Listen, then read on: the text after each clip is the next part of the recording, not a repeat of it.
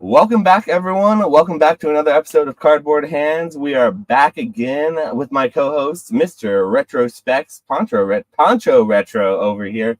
Now, either that's a reference to something we're going to talk about in a few minutes here, or he's going full-on MetaZoo collector, and he started collecting nothing but Poncho arts. So you heard it here first, guys. Nick is a full-on Poncho collector. So we'll get into that and all the other details of what's going on. And we may even use the B word during this podcast, the word that nobody likes to hear. Well, or maybe you do like to hear it, depending on which B word we're talking about. Sit back, relax, grab a beverage, and dive in to what was sure to be a good episode of Cardboard Hands here. But first and foremost, how's it going, Nick? What's going on with you? Good, man. It's been a busy time. It was just midterms for me, so I was just kind of crazy with like the school stuff or whatever, and like I'm getting back to like making content more consistently. So after we get off here, I have like one last little piece I need to film, and then I'm gonna edit a bunch of stuff that I shot together, and hopefully put out a video like tomorrow morning or something. I'm gonna try to do like at least one video a week, but yeah, man, that's pretty much what's been going on over here. Just like I said, trying to get ahead on the schoolwork so that I can spend more time focusing on the card stuff because we are in we're in a boom. I think we needed a few more green up into the right arrows on the thumbnail, but the thumbnail you have will suffice for now. So I think everyone is watching this, and anyone who's tuning in, maybe it's their first time because of the boom, or maybe it's something that they sit down and watch every time we go live, which we appreciate. I think everyone knows at this point that we're in a full-on boom because I think just a few weeks ago we kind of talked about it on the last podcast and the podcast before, how things are starting to strengthen a little coming into the holiday season. I think both of us thought that it was going to be a little stronger rather than a little weaker like it was in maybe past years around November and December. And it certainly looks like that's going to be the case. I have seen some funny videos circulating on Instagram and TikTok and things of certain Costco's and Targets being bought out of product, and it's just a mad rush for what seems to be another 2020 pandemic type boom. But this time we don't have any sort of like weird external situation. It seems to be much more like, I dare say, organic.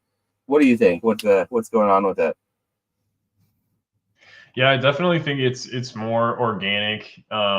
People are definitely back to doing the scalping stuff because finally there's like arbitrage, between buying stuff from Target, Costco, Walmart, and being able to flip it like instantly, from what I understand, at least with the in the case of like 151 and stuff like that. Maybe not so much with the other Scarlet and Violet sets, but definitely with the 151. And those packs are just dummy liquid right now. So you can't go wrong if you can find that stuff in the wild for MSRP. But yeah, it definitely seems more organic for sure. It's weird though because it feels like it came out of nowhere. Like the market has been. Oh, bless you. I got a little allergies too right now. Excuse me, sorry. You good? Yeah, no, I'm good. Sorry about that. All right, no worries. What were we saying? Oh yeah, like the organicness of the boom. Like it's weird though because maybe 2-3 weeks ago, like when everybody was like, oh snap, things are going crazy, like when the Charizard first shot up and stuff like that, like it does seem like it's all kind of out of nowhere. But it's like the market has been strong for a while now. Like it's been strong for a year and a half, and liquidity's been really good. But I think money, like the amount of money and the amount of eyes on like content, especially and stuff like that, really ramped up for whatever reason over the past month. And maybe it's because kids are like back to school and stuff, and so they're like doing more inside stuff because it's towards the winter. And I don't know what it is, but like if you check Google Trends and stuff, like Pokemon cards on Google Trends is like peaking. And like Pocket came out, right? Like in Pocket, I think got like 10 million downloads in the first day or something like that. I really enjoy it. We're going to talk about it a little bit later, but it's all these things converging at once. Like it's moving into the holiday season, which tends to be more interest around collectibles. Scarlet and Violet is finally moving into a part of the era where they're releasing good sets that people are, like aware of, like the Pikachu set and an Eevee set kind of back to back. And they released this like big new app that's specifically focused on the TCG. So it's just kind of like all these things happening at once, I think, fed into the boom that we're now in. And They haven't even released the Team Rocket details for the Team Rocket set yet. That hasn't even. Yeah. Are you freaking kidding me right now? The market cannot handle it. If they were to drop another bomb like that on us, people wouldn't know what to do. It'd be like a dog who had like 3 different bowls of food in front of them, and one had like, and they all had delicious like prime rib or like a whole turkey, and the dog would just not know where to go. It'd be like what the people would experience if they had like all of that in front of them over the holidays. Well, it's funny too, because to your point about like, we haven't even heard anything about the Rocket set other than it's going to have like a Mewtwo in it or something like that. But people, it is really, and this is really weird. Like, I did not expect this at all, but the, what is it in English? Prismatic evolution. Like prismatic evolution. Yeah. Yeah. That info came out, and then people were like, oh, should you cancel Surging Sparks? And it was like, what? Like, this set is 3 months away. Surging Sparks is like, what, a week or 2 away? Like, you're about to just completely throw out the Pikachu set that you were all hyped about for like a month, and just foaming at the mouth and driving booster boxes up to like 160 a box on TCG Player, and now all of a sudden you're ready to like cancel your pre-orders because like, that didn't make sense to me. It was like, why not? Well, you know, like that we're booming again, baby. That's booming. We're booming.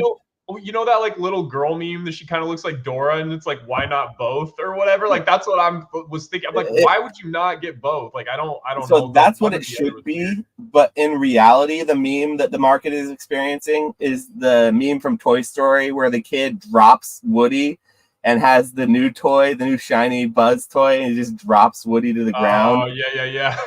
So that's Surging Sparks being dropped. That's Woody, and Buzz is the new prismatic evolutions. And God forbid when they drop the Rocket set or the Gym Leader set or whatever set is the like crown zenith of Scarlet and Violet, which we haven't obviously had anything revealed about.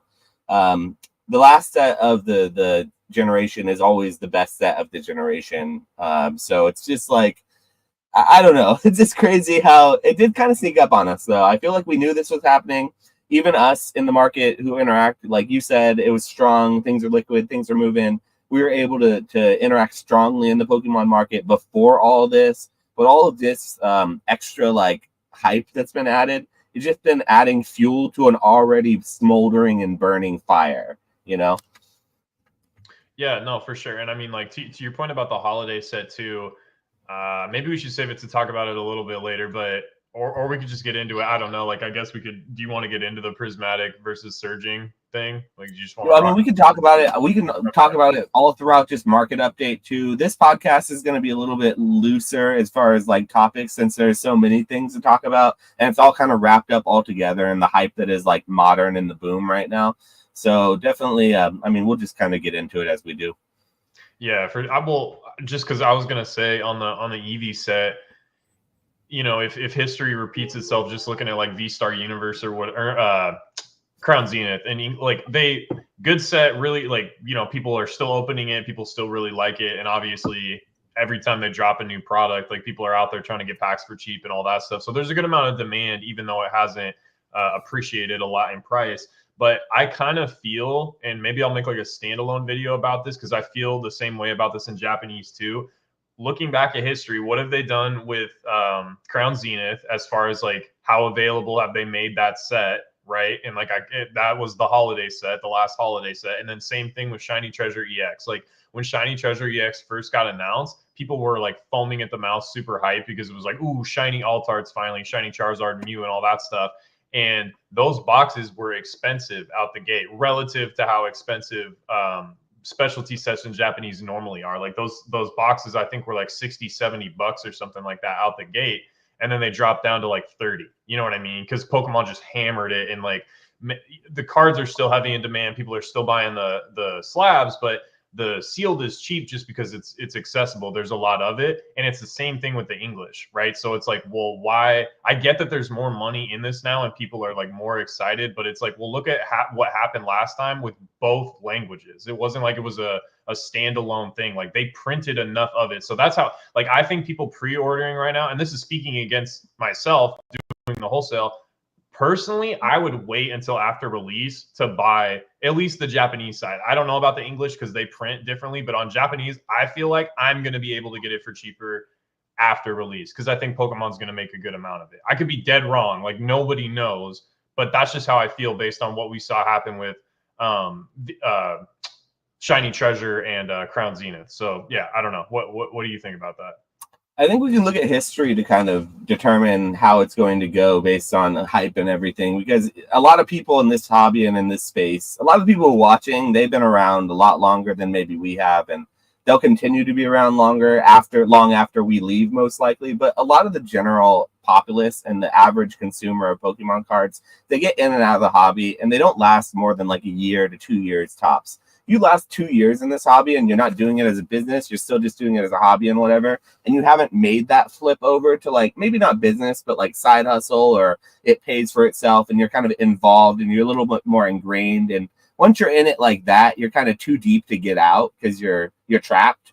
But if you're not trapped and you're just in the hobby as the general consumer, which I think most people are, it's not something that people really get to see too often, this type of hype. The last set I can think of, surprisingly, was pretty recently. It was the 151, and in English we saw essentially so much product that you could get it, but it wasn't like below MSRP, but it never went way over MSRP until just now recently, about a year after release. So like a year plus after release. Now it is, even though it's getting restocked everywhere, for some reason the price is skyrocketed and people are more comfortable paying more for it because it's a little older and scarcer, and they think that's our last chance. But that's only because people are inexperienced and people don't know what's going to happen based on what's happened in the past. So 151, we saw plenty of product. We're still continuing to see plenty of product. I think it was pre-ordering for more than what it sold for on release, and it continued to kind of do some weird things after the fact. Booster bundles are always a racket, but that was kind of a different thing. Costco kept the price down on things like that, which you see big box retailers, they'll print and make deals with these companies. So for the evolutions, the Eevee set that's coming out, it's a specialty set. I guarantee we're going to see some huge Costco big box sale with all those good stuff, and more for, cheaper than market. Yeah, well, and I guess there's like, because I was watching that Jodo Jake video. Shouts out to the homie Jodo Jake. For a lot of people always into the financing market channels, like people are constantly asking like, who's buying this stuff? Well, we have proof. Like Jodo Jake, complete set of all the alt arts in Sword and Shield, and he's working on Scarlet and Violet too. So I think he graded most of them himself though, but he bought a few of them. He's really particular about what he buys and grades, so he likes to grade himself. Yeah. I mean, I don't want to speak for the guy, but I know him pretty well. I know he likes to grade for himself when he can, but he'll also buy a really clean PSA copy. But then he'll look at it for like, here's the thing about Jake, and this is what I love about him, and it's so funny about him. This is the best thing. I know that the dude will literally be up at night, like randomly weeks after he buys a card, and he'll be laying in his bed. I guarantee this has happened. Comment down below, Jake, if this has not happened and I've got you wrong. But you'll just get up out of your bed in the middle of the, like 1 a.m., 2 a.m., and go digging into your slab box and think about that one spot that you thought might have been a light speck, like a speck from the light, or maybe it was just a reflection of the slab. And you're going to take that slab out of the box, look at it, take your magnifying glass, and then check on it. And you're going to set that damn slab aside because, by George, it was a little bit of a white dot. And now you need to replace it for a new one. So that's Jake in a nutshell. Love the guy. Love him. He collects black labels and PSA 10s, and that's just his thing. So that's what I love about Jake, and that's a little fact about him. Cheers. If I'm wrong, tell me in the comments. But he has a new channel, though, and go check him out. So definitely go check out Jodo Jake, because as much as we're giving him a hard time, he's a really good dude, and his channel is awesome, too. Yeah, no, it's really good. But yeah, I'll link it in the chat, too, here in a second. But anyways, when I was watching his video, the point I was trying to make is I think he said there's like 32 SIRs or something, and I don't know if that's inclusive of just regular illustration rares. I would hope so, because like 32 SIRs is kind of crazy. But there's gonna be like a lot of chase cards. So I imagine, like you said, with the Costco product, like I imagine in English, they're probably gonna do the same thing where like they take some of the cards out of the set and make them into like the clamshell plastic blister with like packs and a little keychain, or you know what I mean? Like they're probably gonna do that with some of the. They're making a mystery box, bro. A mystery box for this one. Did you see any of the products that they released? Oh, like it comes with like one promo card or something, and it's like one of the EVs, like it's one of the 9 EVs. Yeah, so there's going to be a box that's a premium box that you get one of the EVs, and it's a random one, and then 4 booster packs in it. It's a mystery box, and it's a cool like premium box. They say, oh man, it's just they're getting in on it. Yeah, that's interesting. That's like a Unagaba pack situation almost, but like a mystery product is a little different for Pokemon. So maybe they're feeling a little greedy during the boom or something. I don't know. It's cool though. Like it's not that different for them. They released an official mystery product called the Special Delivery Pikachu box just about 2 weeks ago, maybe 3 weeks ago. Did you see that? Is that the Chinese one? No. It's an English mystery box, bro. Okay, so it's sold out in minutes, and maybe not minutes, but in like an hour or something. In the same day that it got posted on the Pokemon Center official website, they sold out of them. But it was a $50 Pokemon Center official mystery box that had 4 booster packs, a couple of plushies, a ball cap, like a pin set, a bunch of other goodies, like some sleeves. All like overstock from the Pokemon Center. Most of it with Pokemon you don't really want. Like there's a lot of those little sushi plushies, the sushi Pokemon, Tutsugori, I think his name is. Oh, Tatsugiri, yeah. Tatsugiri, that AR is actually like kind of stonking because that art is crazy. It's really good art. I mean, it's an awesome card, that AR is. But I saw a lot of those in mystery box unboxings I saw from them, but they sold a lot of them. They sold out, and people are really into it. So I think Pokemon Center is not above doing mystery product, because what is a booster pack, honestly? Yeah, I mean, I get what you're saying. I just think it's a little bit funny, and maybe you were just like overly sensitive to it with all the stuff that goes on in the hobby. But I think it's going to be obviously a really good set. Like it's having all 9 evolution. Like it's going to go crazy. Like it's going to go crazy. Like it's going to end the year on a good note for sure. I think it's going to do really well. But like back to that point, like I think that at least on the Japanese side, I think people can afford to be a little bit patient with it if they're looking to get like a cheaper price per box. I'd be really, because like Shiny Treasure, again, really good set, but there's just a ton of it. And I think like over time, people will look back on it and be like, oh yeah, this was a good set. Because obviously like the cards are in really high demand. People forget that. Like they kind of disassociate like the fact like, oh, the box is so cheap and so they think no one wants it. But if you look at like the slabs and the singles, like they sell. And it's the same thing with Paldean Fates. Like not everybody is on YouTube every day talking about Paldean Fates, but everybody's talking about Bubble Mew. You know what I mean? So it's like, but yeah. Anyways, so I think it's going to be a really good set. I'm interested to see what it does, and I'm interested to see like how expensive the chase cards are going to end up being. I will say this though, and I feel like I've mentioned this before, but like the best possible thing they could do with this, if they were going to add trainers, that would make the most sense in a set that is entirely EV focused. In Crystal, there's this part in the game, I can't remember like what town you go to, but you go to this like dance studio and there's these like dancing kimono ladies basically, and you battle each one of them, and they you know what I'm talking about, and each one of them has a different evolution, like a different type of evolution, and when you beat them all you get like a item or maybe you get the master ball or something like that. You get like something important to the game or whatever, but like that is such a key moment. And it's like, man, if they did a full art like kimono lady with each one of the, like people would lose their minds. I think that would do, even if they just did one and called it like Kimono Lady and had some of the evolutions on there, like I think that would be a really good idea for a waifu for this set and a cool like kind of callback to the games. But we'll see. It'll probably be like some random person you've never heard of from like the 5th DLC of Scarlet and Violet or something. You know what I mean? Like we'll see what happens with the trainers. Bro, Paldean Fates and 151 give me such Hidden Fates and Shining Legends vibes. And I know you weren't around for this part of the hobby at this time because you kind of got in maybe a year and a half after this, or maybe even longer than that. But in 2019, the hobby was hot like this, right before the pandemic. It wasn't as hot as it is now because there weren't as many people. But imagine like as hot as it is now, but in a shrunk market that had never experienced like a big boom like that. It was doing that again in 2019 with the release of Hidden Fates and like a $10,000 modern Charizard sale. I think a Black Label sold for 10 grand, and that put Hidden Fates on the map.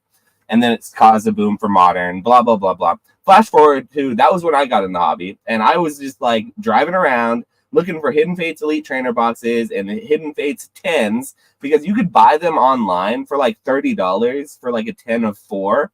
So it's just like buying 151 on the secondary market today. You could buy it on the secondary market for like a Zapdos box, an EX Zapdos box. It costs you like $30 for that. And you can get 4 packs, and it's pretty easy to find, but you have to pay up for it. Same thing with Hidden Fates right after it came out. You could find it, not for MSRP, but you could find it. You just had to pay a couple dollars extra more than MSRP, but you didn't like to do that because it just came out. And so the same exact vibes I'm getting at this time is from 151 and Paldean Fates.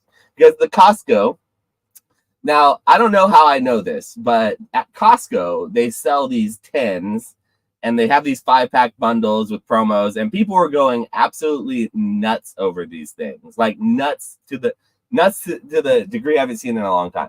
Even people, when I was seeing them, because I might have seen a couple of them in the wild. I don't know if I partook in this, but I might have seen it happening. But it was funny because I saw someone grabbing them randomly, just grabbing at random as fast as they could. But they're grabbing all of them, not just the 151 10s. They were getting the Paldean Fates. And that, my friend, is how I know we are in a boom. Because you have uninformed buyers sending their children, sending their parents or their grandparents or whoever it is, their sports card hustling uncles, whoever it is that they sent to Costco to buy out all those Pokemon cards. They bought the wrong fucking cards. Excuse my language, but they're fucking morons. And I just saw people clearing out the pallet, because what they didn't realize is those pallets were half 151 and half Paldean Fates, but they aren't differentiated by SKU, and you can hardly tell. Pose really quick. Let me pose a potential defense to the theoretical Timmies that you were railing against right now.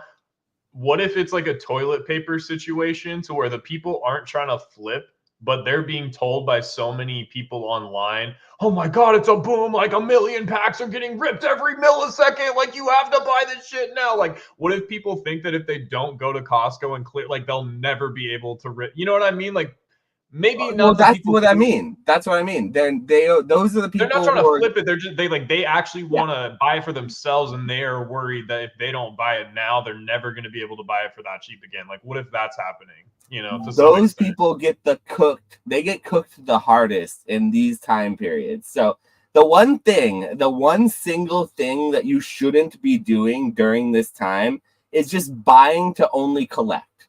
If you're just okay, never mind. That's not true. If you're buying to just collect, that's fine as long as you're spending only MSRP and you're not buying it on the secondary market and you're not interacting at all with the graded market. Because if you're doing any of those things in a boom, you're getting cooked most likely, because what you should be doing instead of buying over MSRP on the secondary market and hoping it's going to go more, is you should be buying it under or at MSRP or under if you can, and then selling it and flipping into the market. Because the only way you lose during the market is if you buy to invest with the hope that it's going to go higher and you spend the secondary or market prices. So it's very dangerous these time periods, because the people who buy, of course, the 151 are going to do great right now if it's MSRP.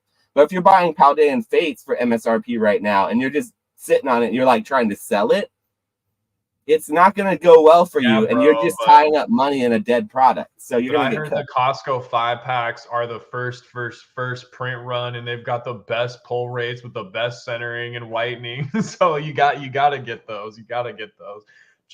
Skater Nesta says Johto Jake is the problem with the hobby. We will not be accepting any Johto Jake slander here, Nesto.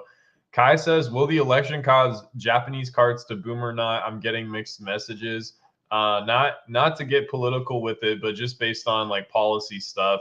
I think if Trump wins, tariffs might go up, but I'm not sure if that would like affect Japan, and that might not affect like the import. Like that might only be on like certain goods or services or whatever. So Trying to I predict the don't market entirely based know. on logic when it's doing what it is right now is very, very difficult. Like we have no idea. I don't think what's going to happen. And speaking on terms of like what's the election going to do, it's just like dumping more like open fire into an already burning field. It's just like this is just going to do some crazy shit probably. So Yeah, it's funny too because now we've kind of been through a few of these like wild time, like especially with, and it's funny too because people are like, oh, it's like the pandemic, and it's not exactly the same. It seems more organic, but it is the same in the sense that everything is ripping all at once. Like crypto's doing really well, the stock market's doing really well, and collectibles are doing really well too. So it's like everybody is just kind of like making money on everything. We're going to the holiday season. People are getting the warm and fuzzies. Maybe they're watching Lord of the Rings Extended Edition.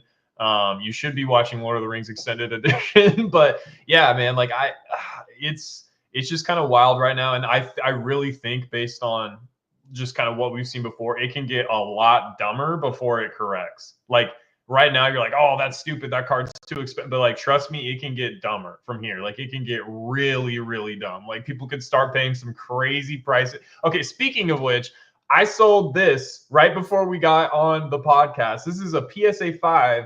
PSA dented this. They damaged this card. It got a 5. This is the Japanese version. $72.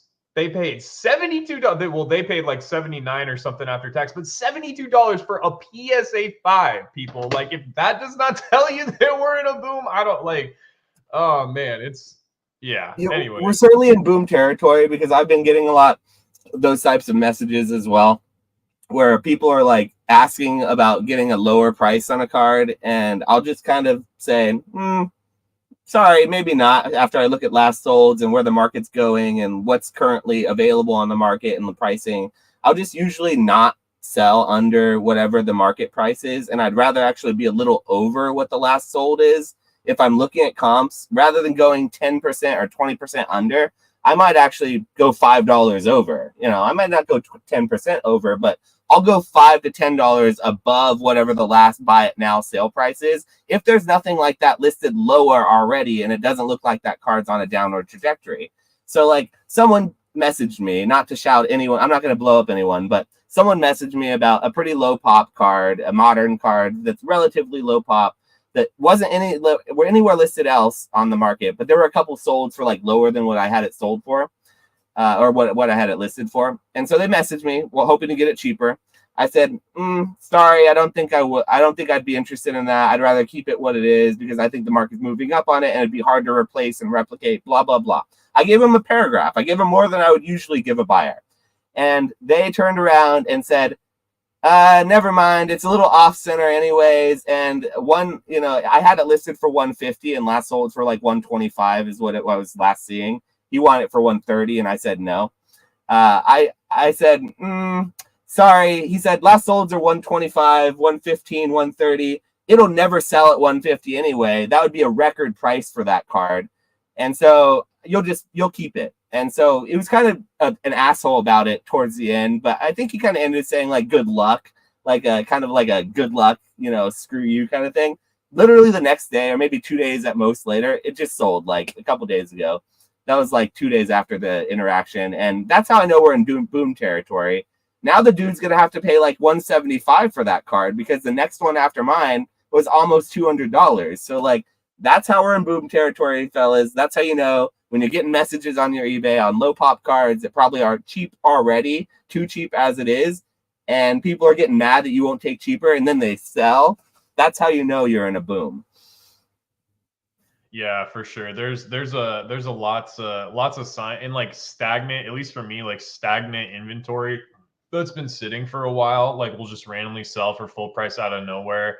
I offloaded a lot of PSA 9s that I had like to a local guy, but I still have like some left listed on my eBay, like some of the mid-era stuff, and like even those are selling for full price. And it's funny because like people will buy a 9 for $30, and the 10 on a lot of these cards that are like B or C tier Pokemon are like $50-$60. You know what I mean? So it's like it's like for $20-$30, but people are still paying $30 for the 9. So like it is what it is. But Yeah, like there's a lot of crazy stuff going on right now. I just wouldn't try to get too cute with it. Like I would stick to English and Japanese Pokemon. Like I wouldn't be like, oh, Chinese, or like I'm gonna go over here and try to do some stuff in Yu-Gi-Oh. It's like maybe it'll happen, like and maybe there's some slept on cards or boxes or whatever in other places, but it's like right now a lot of the focus seems to be primarily on Pokemon. So like that's personally the space that I would kind of operate in.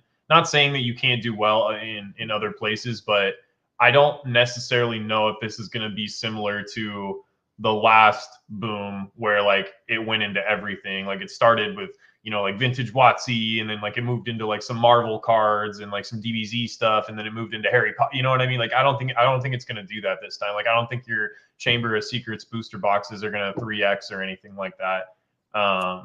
So yeah, I don't know. Like, but that being said, like there's plenty of money and plenty of opportunity to be made in like the two major languages.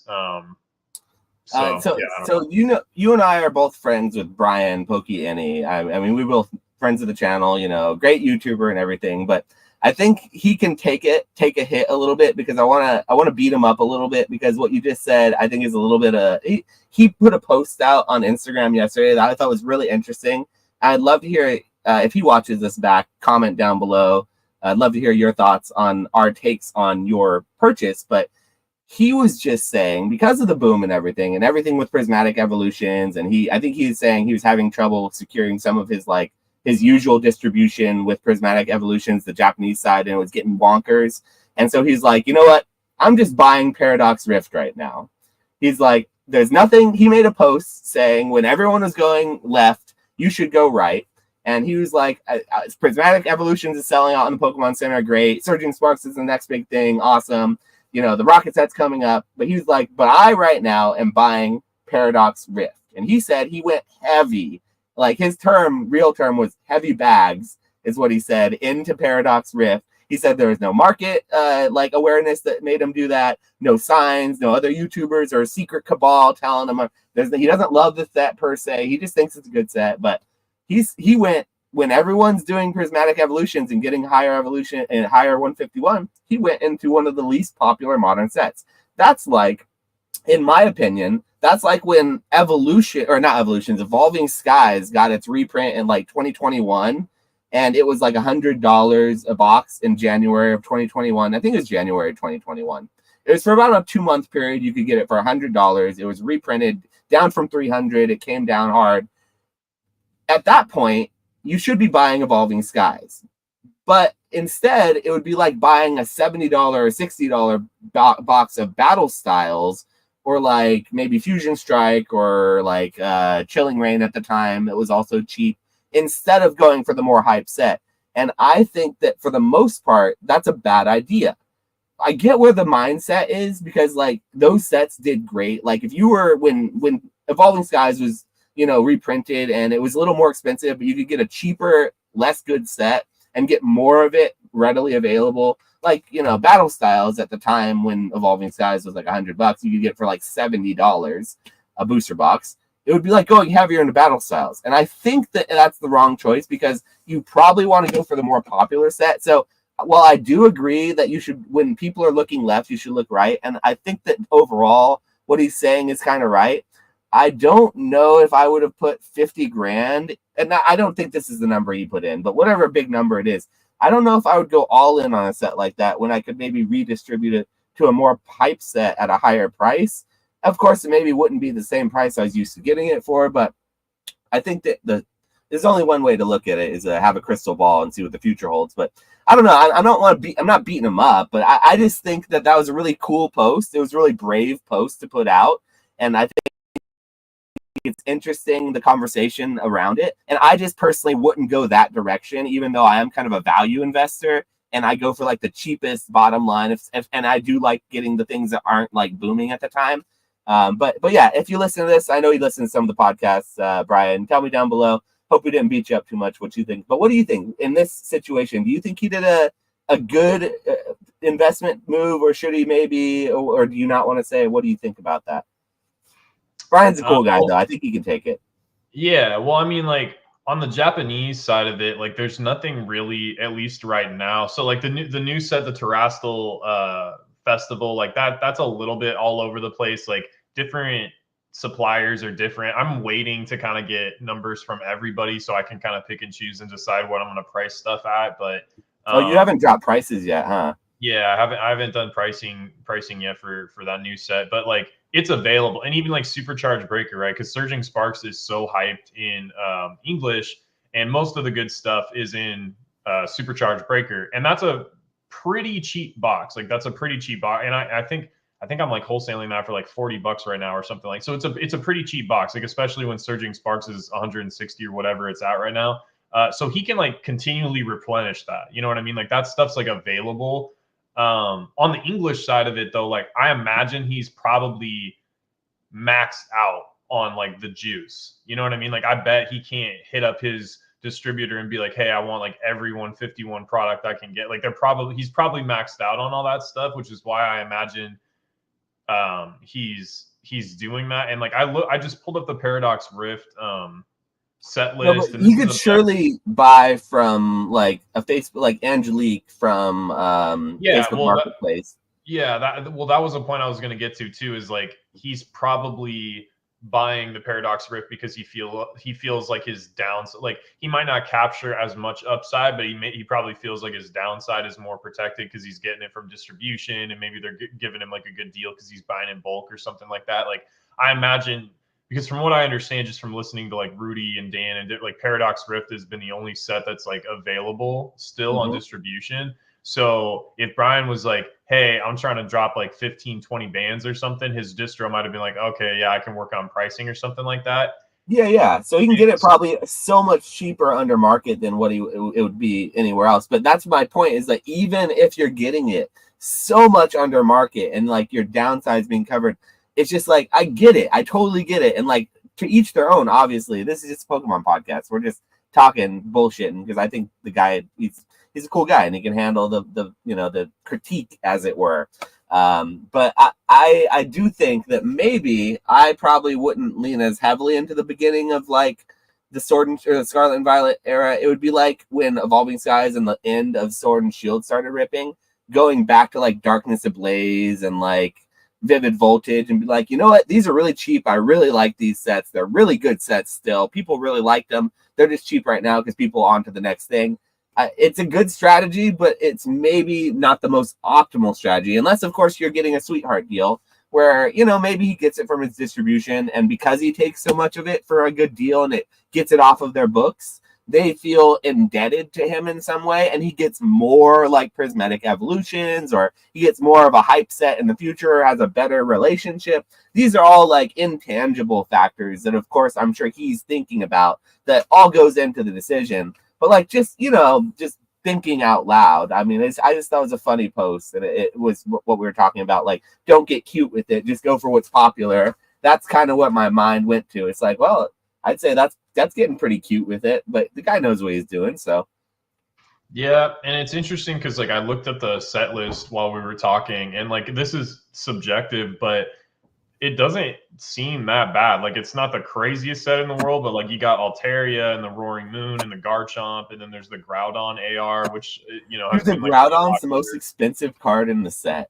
Yeah, so like it's got some stuff that people are going after in it for sure. So I don't know, man. Like it'll be interesting to see how it kind of shakes out. But I also think like maybe just like locking down product period on the English side, because it's so different with Japanese. Like you can just continually get, and there's so many options. You know what I mean? Like if you might have to pay a different price or whatever, but like there's a good amount. But then sometimes like there's a good amount, and then all of a sudden there isn't, and that's why you see like Yeah, it's prices really on. weird. Like the supply, it feels like there's almost an infinite supply until there's not, right? And it's not really determined on popularity, really, because things are really popular and infinitely available. So yeah, it's just like a not very like optimized market, and like the way that Japanese wholesalers are pricing boxes is based on like pricing from like so many different places in Japan, and different websites, and buy lists and things like that. And so it's nothing is like static, it's just it's a completely different dynamic than it is with English. But I'm interested to see how he does. Dude seems pretty successful, and I enjoy his content for sure. So we'll see how his investment panned out. But I mean, shit, man, in this market, he'll probably do okay on it. You know what I mean? So we'll see what happens. Yeah, that is that's the term, or that's the phrase that I've been saying more so in the last few days than I thought that I'd ever in this market. Shit. Yeah. Like Dude, that's okay, that's my response. In this market? Shit. yeah. Well, speaking of like that, the other one, the in this economy meme, like it's so funny. Like people are just like, oh, the economy is bad and stuff like that. And I'm just like, dude, I don't, like think anecdotal evidence or whatever, but like my girlfriend and I went with some friends to a haunted house. And it's like this industrial area in Tacoma, and like it's big building, and they turn it into like a different haunted house every year or whatever. And I want to say the tickets were like $30, $35 a piece. So this is a haunted house. Tickets are $30 to $35 a piece. And at 9 p.m., like a week or a week and a half, well, maybe just like a week before Halloween, there was a line like all the way up the street, dude, for this like haunted. You know what I mean? Like in what recession economy are people lining a week before Halloween to pay $30-$40 to go to a haunt? You know what I'm saying? So it's just like, man, there's so much money out there. Like people are doing just fine. Like the people at the bottom are probably feeling a little bit squeezed right now, but overall, like I would say on average, like people are doing pretty good. So that's probably contributing to having discretionary income to spend on collectibles and stuff like that too. But let's just I'll check that the haunted house index. I'll have to look at that the next time I check on the the haunted house. Yeah, I just thought it was just an interesting data point. Or like last night we were at a charity like a charity auction dinner thing or whatever, and like it's for charity, but people were spending like $400 or $500 on pies, like homemade pies. You know what I mean? Like well, that's the thing. were This on is for auction. charity. They do that shit. It's crazy. For sure, but I'm just saying, like, no one's spending $500 on a homemade pie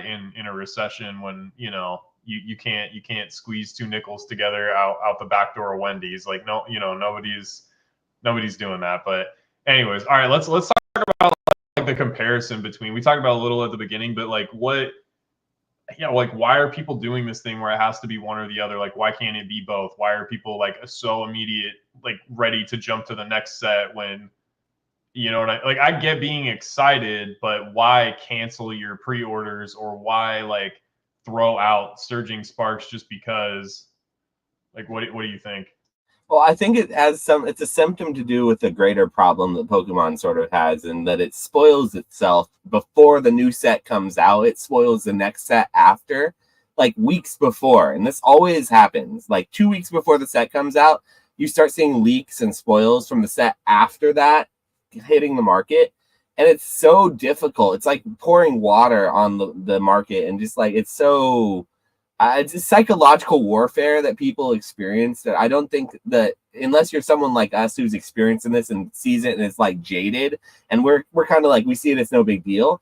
Unless you're someone like that, when you see it, you're kind of like, oh my God, this is wild, and you don't know what to do. So like you have a certain allocation of money to spend, and you have 2 pre-orders, 3 pre-orders, whatever your 2 ETBs pre-ordered for Surging Sparks, $100+ from Pokemon Center. You have that allocated for Pokemon.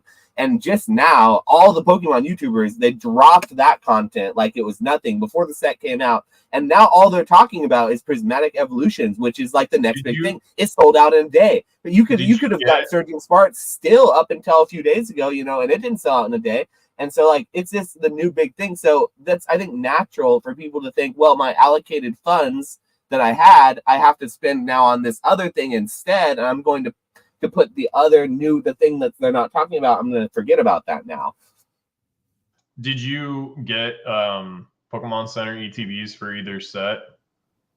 So I, for the first time ever, were Surging Sparks, because I would drag my feet, like we talked about in the podcast, with my distributor, and booster boxes and ETBs and any good product was not available until the second round, potentially. And so instead of not having anything to sell on release, there were still Pokemon Center's ETBs open for order. I just ordered a few cases of those.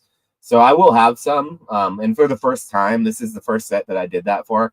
I did it like a week or two before they sold out too, and just to have the product. And then when they sold out, they went skyrocketed. And it was a good deal. But I do think that the coming Pokemon Center ETBs, like this one, the Prismatic Evolutions one, the Team Rocket one, the end of the era of Scarlet and Violet is going to get really, really good, and I'll probably be ordering every single one of those in addition to getting from distribution what they'll allocate to me after Surging Sparks this shit.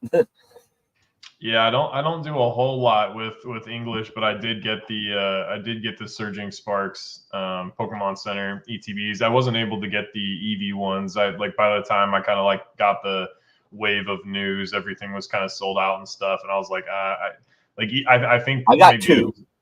I got two of those. It was you were limited to two. Yeah, I don't know what I'm gonna do with. I think like the Surging Sparks ones are already like up a good amount from what I understand. I haven't like checked TCG Player. I don't. Part of the reason I hate the ETBs and like with the Evolving Skies ETBs I have, like that's the first thing I want to liquidate. Like, I just don't want to ship those. And like, people complain about the little holes in the plastic. So like, I would much rather, if I was going to buy something, I'd much rather have like a booster box case or something like that. Like Japanese is just so easy to deal with in comparison because the cases are nice. But anyway, like it just, yeah, like I don't know if I want to like take profits because I mean, if they're up like 2x or whatever out the gate, it's like, you know what I mean? Like why in this market? Yeah, I mean, it's like because I mean, I don't know. Like the only thing it's not like a crazy amount. It's like it's one case or whatever, but it's I don't know. I might just like sit on it and see like where it goes just to have it for fun. I mean, it's we always talk about like Pikachu in clothing is a buy, like Pikachu on the box is a buy. It's like all right, let's sit on the Pikachu on the box for a long time and see what happens. But it's just funny and like. People have said this before, like I've probably heard like Dan or other people, but like or Rudy or whoever, but like if you can be influenced by what people say and you're like instantly ready to like cancel your pre-order, it's like dog, you should not be buying this stuff. You know what I mean? Like you should it's or different. You should just reevaluate why you're buying. That's all. Yeah, like it's just like I understand if you have limited funds, but like probably if you have limited funds, like maybe you should not be doing the investing side of it. Like maybe you should be like doing flipping and then building up a bank. Like I don't know, but again, like if you're gonna be canceling $250 worth of pre-orders for ETB cases because this new set came out, or it's like I don't. It's just it's not a good. It's not good to train yourself that's like good behavior or like good investing behavior. You know what I mean? It's like I mean, why not both? Just go buy some 151 and hit some restocks. Join the Discord down below. Hit some restocks that we talk about if there is any, and essentially buy some cards, flip some cards into the market, and then you can do what you want with it. Then you have some exposed, some money to work with. So yeah, I mean, I don't know. And you don't have to cancel those pre-orders. Yeah, I because you're gonna do fine. And the thing that's funny too is like. I mean, let's look on TCG Player right now. Like, are they up? Because if they're up 2x and people are serious, it's like they're $99. I think they're selling for like $100 on eBay, so they're doing pretty good. They're like 60 to begin with, so they're at 99, maybe more now. Okay, you're saying they cost like 60 is what they were MSRP? Yeah. Okay. Yeah, so I mean, it's like you're up money. Like if you literally have guaranteed money in the bank and you're still trying to get like, come on, man. Like that is so what, and no one can predict the future, but like. It seems highly unlikely that they would not restock those ETBs. You know what I mean? Like the set is so far away, and it just. Oh, what's up? Brian's in here. What's up, man? I knew he'd be watching it eventually. Yeah, Brian. Eventually, when you watch this back, we have a little critique of one of your posts that you made. So I hope you don't mind. We use it for a short topic, but we talked about a post on Instagram you made. So go back and rewatch that at some point. You'll like it. Josh was hating, bro. He was saying the worst possible things. I'm just playing. No, not at all. It's just that is an interesting post, and I thought it was a fun discussion. So, yeah, for sure. I mean, it's interesting too. Like I remember Dan used to do it too. Like he would kind of do experimentation. Like I remember when CGC was kind of like first sort of figuring its stuff out. Like Dan would YOLO, and it was kind of fun to watch him because he would like try stuff and you could kind of get data back and like see how stuff ended up working out or whatever. So It's kind of the same thing with the Paradox Rifting. Like, we'll see how it goes. But again, like, I really like that Roaring Moon a lot. Like, I really do. I like it. I mean, I like it in Japanese more because the texture is crazy. But like, I like that art. I like Salamence. Me calling it like battle styles when evolving skies. Like Valkyria is really cool. No, it's way better than battle style. Like, there are it's way not more fair. That's what might be. Yes, you're right. It's way better. I think it's closer to calling it like Chilling Rain to the evolving skies, because I think it's like a Chilling Rain or Fusion Strike compared to evolving, as far as like how good it is to like the other good sets from the era. So like maybe it is a better.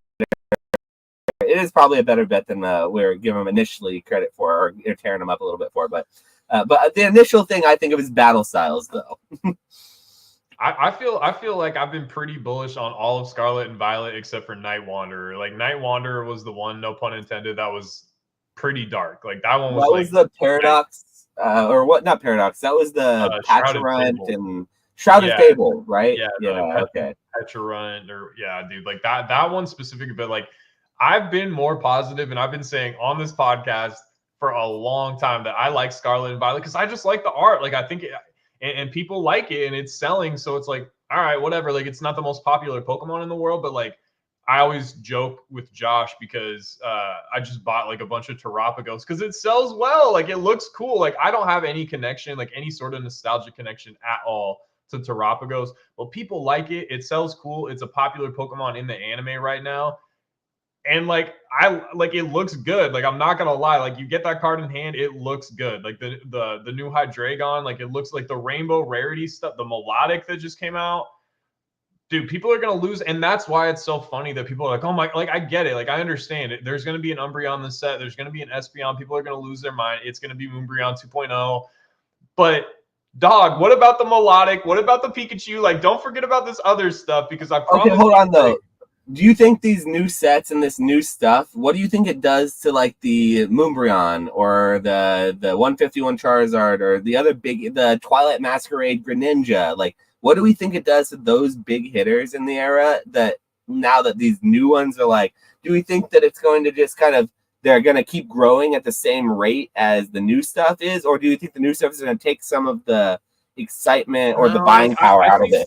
I think of it because, like, remember what happened with Sword and Shield? Like, there was a standout Altarts, but then when Sword and Shield went through that run, all of a sudden, like, Blaziken became a big deal. And, like, no one was really talking about Blaziken, I guess, until, was it, like, Cool Trainer Ryan, like, couldn't pull it or something? It was always expensive, but it wasn't being talked about. Yeah. Yeah, like, these cards get these narratives around them, and then they go nuts. Like, same thing with the Gengar. Like, the Gengar was cheap the Gengar was, like, $100 for a long time. And it's like 150, but yes, cool off. 150. Like, it never hit 100, but yes.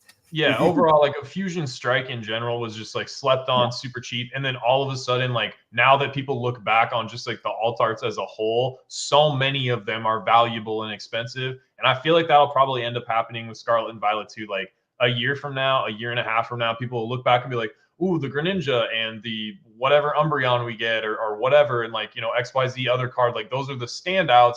But then there's these other Pokemon because, like, I like Blaziken. I think Blaziken's cool, but Blaziken is not like, Blaziken might not even be a B tier Pokemon. You know what I mean? But like, it's a really expensive card, and it's a card that has like a story around it. You know what I mean? And like, that's not going away, and it probably won't go away. So yeah, people's focus and money right now is going to be focused on these new sets, and maybe even like 151 draws down a little bit, but it's like, over time, it's not going to matter. Like, 151 is still going to be strong over time. Some of the other stuff in Scarlet and Violet is still going to be strong. Greninja is still going to be strong. Like, yeah, I think stuff has a little bit of room to cool off for sure. But yeah, I think you give it a year or two or whatever, and things are cyclical and they'll come back a little bit. And at the end of the day, like, at least in English, if we're talking about the PSA 10s, like, there's not a lot of these cards. Like, there's not an infinite amount of PSA 10. So if you are a set collector, even if you're not a set collector, even if you just want like one PSA 10 SAR from every set or whatever, it's like, there's not a lot to go around. Like, some of these English ones are like pop 200, 300.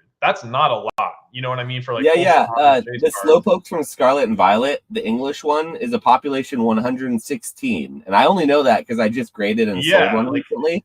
That's like so low for an AR, an English AR modern card of a popular Pokemon. It's really ridiculous. And to your point about like value investing in the Sun and Moon card that you sold earlier, a lot of the Sun and Moon stuff is surprisingly low pop, because like it was tough to 10 because of like the centering and stuff like that. So a lot of that stuff too, you think about it, it's like, man, if some interest ever kind of like moves back into a lot of those cards, like there's not infinite amount of those, at least in PSA 10 examples. So yeah, man, like I don't know, like So I want to put on a tinfoil hat here though, and I'm sort of trying to draw some things together, and like on my conspiracy blackboard or whiteboard or whatever color board it is in the background, I'm pinning things up in my head, and I'm starting to put the pieces together, and it feels like I'm tracing this boom back to that post that Z&G Emporium made about the Venusaur, the CGC 10 Venusaur that sold. He's been on a tear. First of all, shout out to Z&G Emporium. The man is a monster. He's a straight up hobby monster. He's just auctioning and destroying. Well, he was destroying when the hobby was sort of not as high as it now. Now every auction is going higher, so now he's just pumping the market. But either James is destroying the market or he's pumping the market. He's never a neutral force. He's either a villain or a hero. That's how it works with James. Okay, well, this week he is Great Man of the Week. He is a hero. I sent James 2 Moonbreons and a Gengar, and he sold one of the Moonbreons like immediately. So James is good. But that's what I mean. Since he started posting his big sales on Instagram, like this sold through the consignment. Not only is it fantastic for his business, which shout out, great business acumen, Great Man of the Week for teaching us, showing us firsthand how to both advertise for yourself and pump the market at once. But the man is a freaking hobby savant, and I will say he is probably a great man. He's probably a great man. But anyway, tinfoil, I can trace this all back to Z&G Emporium and him posting these auction prices on his huge Instagram. And I think there might be a small correlation with certain things, and I don't know. There's things are working in my head. There's a whole documentary series being filmed, but we got 60 minutes on it. We're bringing Barbara Walters back from the grave. It's going to be a whole big thing. Not Barbara. Barbara's crazy. All right, well, good thing. Brian says he's not offended, and he says that you guys are giving it more analysis than I did. I didn't even know what the card was. That's why you come here for, Brian. Like, we will do the heavy lifting. Whale behavior has been spotted. I spotted the spout, the blow spout out of the water right there. Pokey NE. He just gave one. There's a whale right there. Here you go, Jodo Jake. Paradox Rift has been slept on. We got the modern whale himself. He's still typing. That message was 20 minutes ago, and it says Jodo Jake is still typing. That's what it says in my chat right now. Damn. Really? Okay. Just press enter. Yeah, but all right, where are we at now? I feel like we've kind of gotten a little bit. We veered off. We went and we had to give Z&G Emporium. Is there any person in this hobby who gets more free advertisement than James in Z&G Emporium? Dan's been doing a pretty good job shouting me. Like I've been getting pretty like lucky. Like Dan. No, for sure. Like Dan always is shouting. But I mean, you guys are business partners, so that makes sense. So it makes sense that he's shouting. Like James is, as far as I know, he's like the stingiest person in the whole world. He's not giving anyone affiliate links or anyone like credits. He's just providing a really, really good service at a great rate, a very competitive rate. And he's doing it in an honest, like upfront way, so that he's like, I can't really give better prices than I'm already giving. And that's like what his strategy is. And, God bless the man, because he's doing, great things for the hobby. But I'll say everything else tongue in cheek, but that I'm being serious about. Yeah, well, and like part of like what I've been kind of learning over the past year, that has really helped my business a lot, is like how to capture, because there's like a 20% swing, right, in market price. And if it's on auction, like sometimes it can be even worse, but it's like, how do you capture the top like 2% of sales? Because when you go through and look at like recent solds of a card, you'll be like 100, 90, 87, 92, 100, you know what I'm saying? So it's like, how do you hit the $100 sale? So like, that's one thing that I've been like tailoring my eBay this year a lot, is to like be the person that like consistently hits like the top end, like the right tail basically of the distribution. And James does that. Like he gets so much traffic to his eBay and stuff like that. And so it's like, I was already going to send, right, because the Moonbreons are like 1,500 or something like that. So I was already going to send those cards to James because the payout's good. I think like over 1,000, it's 92%, which is really, really good. And then I don't have to pay like $5 shipping. But anyways, by the time the cards got to him, and this is not because of him, obviously, this is just the market, but like the cards were up in value by the time, like, because you have to send him what you want the price of the cards to be in with the order. And by the time the cards got there, they were up in value. And like I said, he listed it and sold for like like the top end of market on the Moonbreon, like immediately. So yeah, like you So it's a did he good adjust the service. price for you? So when you sent it to him, for example, did you say like They 1,500 is weren't. what you wanted, and Yeah, then he well, they adjusted weren't. to 16? Yeah, so they weren't listed yet, and I think I had said 1,500, but then I texted him and was or messaged him or whatever and was like, hey, uh, they're up. Like, is there any way we could change it? And he was like, yeah, just send me an email and let me know. I don't know if That's he so does cool, that. man. That's such a good service because, like, Yeah, you would think that someone like that they wouldn't change, they would just kind of put it in. But the fact that he's kind of watching and you can message James and still do that. Try messaging Probstein about any of your auction. You know what I mean? He's not going to sit there and actually do. I mean, maybe he will, but I doubt it. The guy's probably got like a warehouse the size of Montana, full of like employees that he's paying as temps, and that's mostly who he's outsourcing from. I mean, unless the guy's doing it all himself. But I know James. I know his business model. I know the man's a workaholic. So he answers. So it's like, what kind of? That's such good service, man. That's awesome. yeah, no, I mean, he definitely deserves like the shilling that he gets for sure. So But yeah, he I'm gets so much free advertising though. We got to cut this man off. Someone's got it. When will it end? When will it ever end? I mean, Someone like must stop him. it's like volume begets volume. So like the more that he does, the better rates he can get over time. Like of course he's going to be making a ton of money, which but that like that's fine. Like there's this weird thing, and like I would just like attribute it to scarcity mindset or something. But like people in business have to win like 100% of the deal, and that is so stupid. And like that's keeping you from making business connections and moving forward. Like you having to win 100% of the deal all the time. Like it's okay to understand, and I'm not saying you're doing this at all. I'm just saying like in general, like it's okay to understand that James is making money, but understand that you're making more money as well. So it's like growing the pie together rather than like, there's only a certain amount of stuff and you can have some of it and I can have some of it. So we're trying to scrape for as much as we can get. Like he deserves it because the service he's offering is good and it's better than like what you can net selling it yourself. And He ultimately, literally like he sells is. it better than what I can do on my own eBay, like to get a better rate. The only difference, a reason I don't send him everything, is because if it's under $100, the shipping does kind of like the $5 shipping sometimes. Yeah, it doesn't really make sense on the cheaper stuff. But again, that's because he's trying to attract more higher end cards, like again, like less work, more money, all that kind of stuff. So Oh yeah, no, I'm yeah, not criticizing that business model. It makes sense. I'm just saying it's the only yeah, reason I don't send everything I have to James. You know what I mean? yeah, It's just, he provides such a great service, and it's funny because it's only gotten better. Like usually, sometimes you see rates they're already really good. They'll kind of get a little worse as the service gets better. His service has gotten better, and his rates have gotten better too. It's like a dual thing. So like until that stops happening and the opposite starts happening, I mean only upwards for James.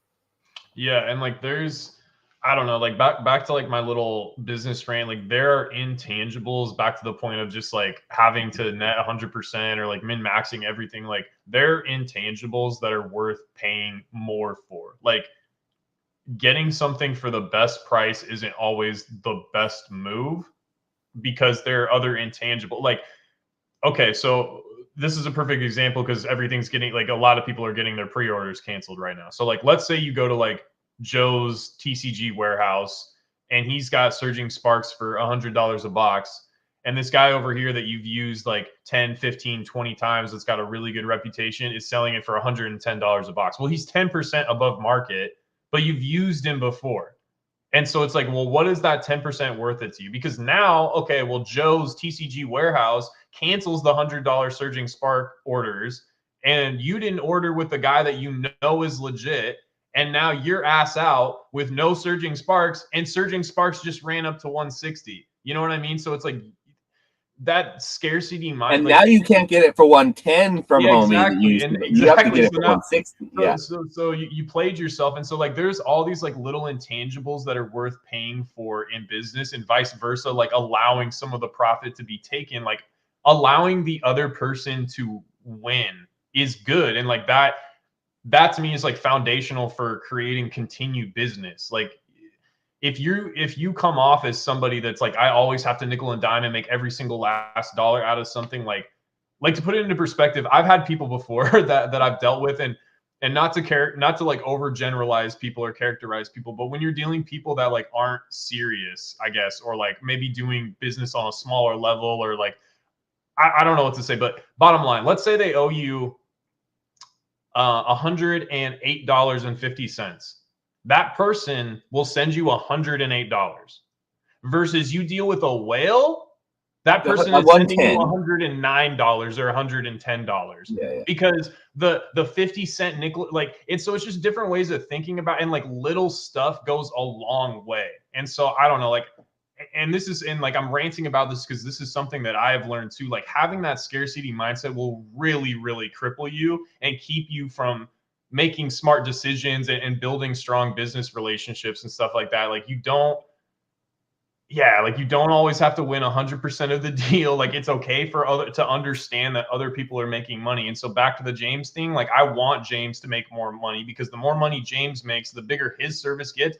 Every time I send him a card over $1,000, maybe next year I'm only paying 7% instead of 8%. You know what I mean? Like, why would I not want that? And ultimately, like James is one of us. You know what I mean? Like he's a whale, like he's killing it, but like James is one of us. I haven't personally met James, but like I trust James. I know of his character and stuff like that. Oh, so, dude, you still haven't met James yet in person? I only met Cam at the Collecticon the one time. I haven't met James, but hopefully in the future. But yeah, and the same thing like with Pokemon, right? Pokemon is making a ton of money right now, and I am happy that Pokemon is, because you know what that means? Like Pokemon can now afford to pay for better developers to come out with like cooler versions and updates to the Pocket app in the future. And Pokemon can pay for artists to do more collaborations with artists. Like the Bubble Mew is a collaboration with an artist that's famous in Japan outside of Pokemon. Whereas like a lot of people are used to the artists that are famous from Pokemon. This group of people, they're famous outside of Pokemon. So like bringing in new popular artists and stuff to do Pokemon are like creating new events. Like they just did the Rain City Showcase like in Seattle at Climate Pledge Arena, where they had NBA teams and they had like Pikachu there, and it's like all Pokemon themed, and then they come out with like an exclusive limited promo. Like there's so much stuff. Like the more money they get, the more, like, people are always like anti-corporate, anti-monopoly, but it's like, if you want dope shit, these companies have to make money to provide you with that cool stuff. Like that's how it works. Like the bigger these companies get, the cooler stuff they can make, and Pokemon has a pretty good track record of making cool stuff when they're doing well. So it's okay for businesses to make money. It's okay for other people to make money. You should be happy for that, because it means we all win. Rant over. Yeah, in these environments, I always hear our good friend Zach, Jim at Pokemon, say that the best thing to do is not just to get a bigger slice of pie. It's to grow the entire pie so that when you're taking your slice, everyone has a slice. Your slice is bigger overall, so it's better for everyone, so that you win more in the long run by making it a better place, a better atmosphere, a more inviting place, just where everyone's winning. Like you said, it's always better. And so it's nice when we're having these booms to be able to kind of allow that to happen when profits there's so much profit to be had. You can leave an extra 50 cents to $1 on the table per pack when you're selling 100 packs of 151. That's not something I've ever done before. I would never, ever take a little bit less than market, because I'm a greedy scalper, and I have scarcity mentality, and I don't listen to anything my podcast co-host says. But if I were to do that, I would understand that you can move it quickly, just repeat and rinse and, do it again. You could look at the thumbnail of this beautiful podcast and see that all you have to do in this market to make money in Pokemon cards is literally buy Pokemon cards and sell Pokemon cards. If you want to get really fun and throw in something crazy, you could grade some Pokemon cards in there too.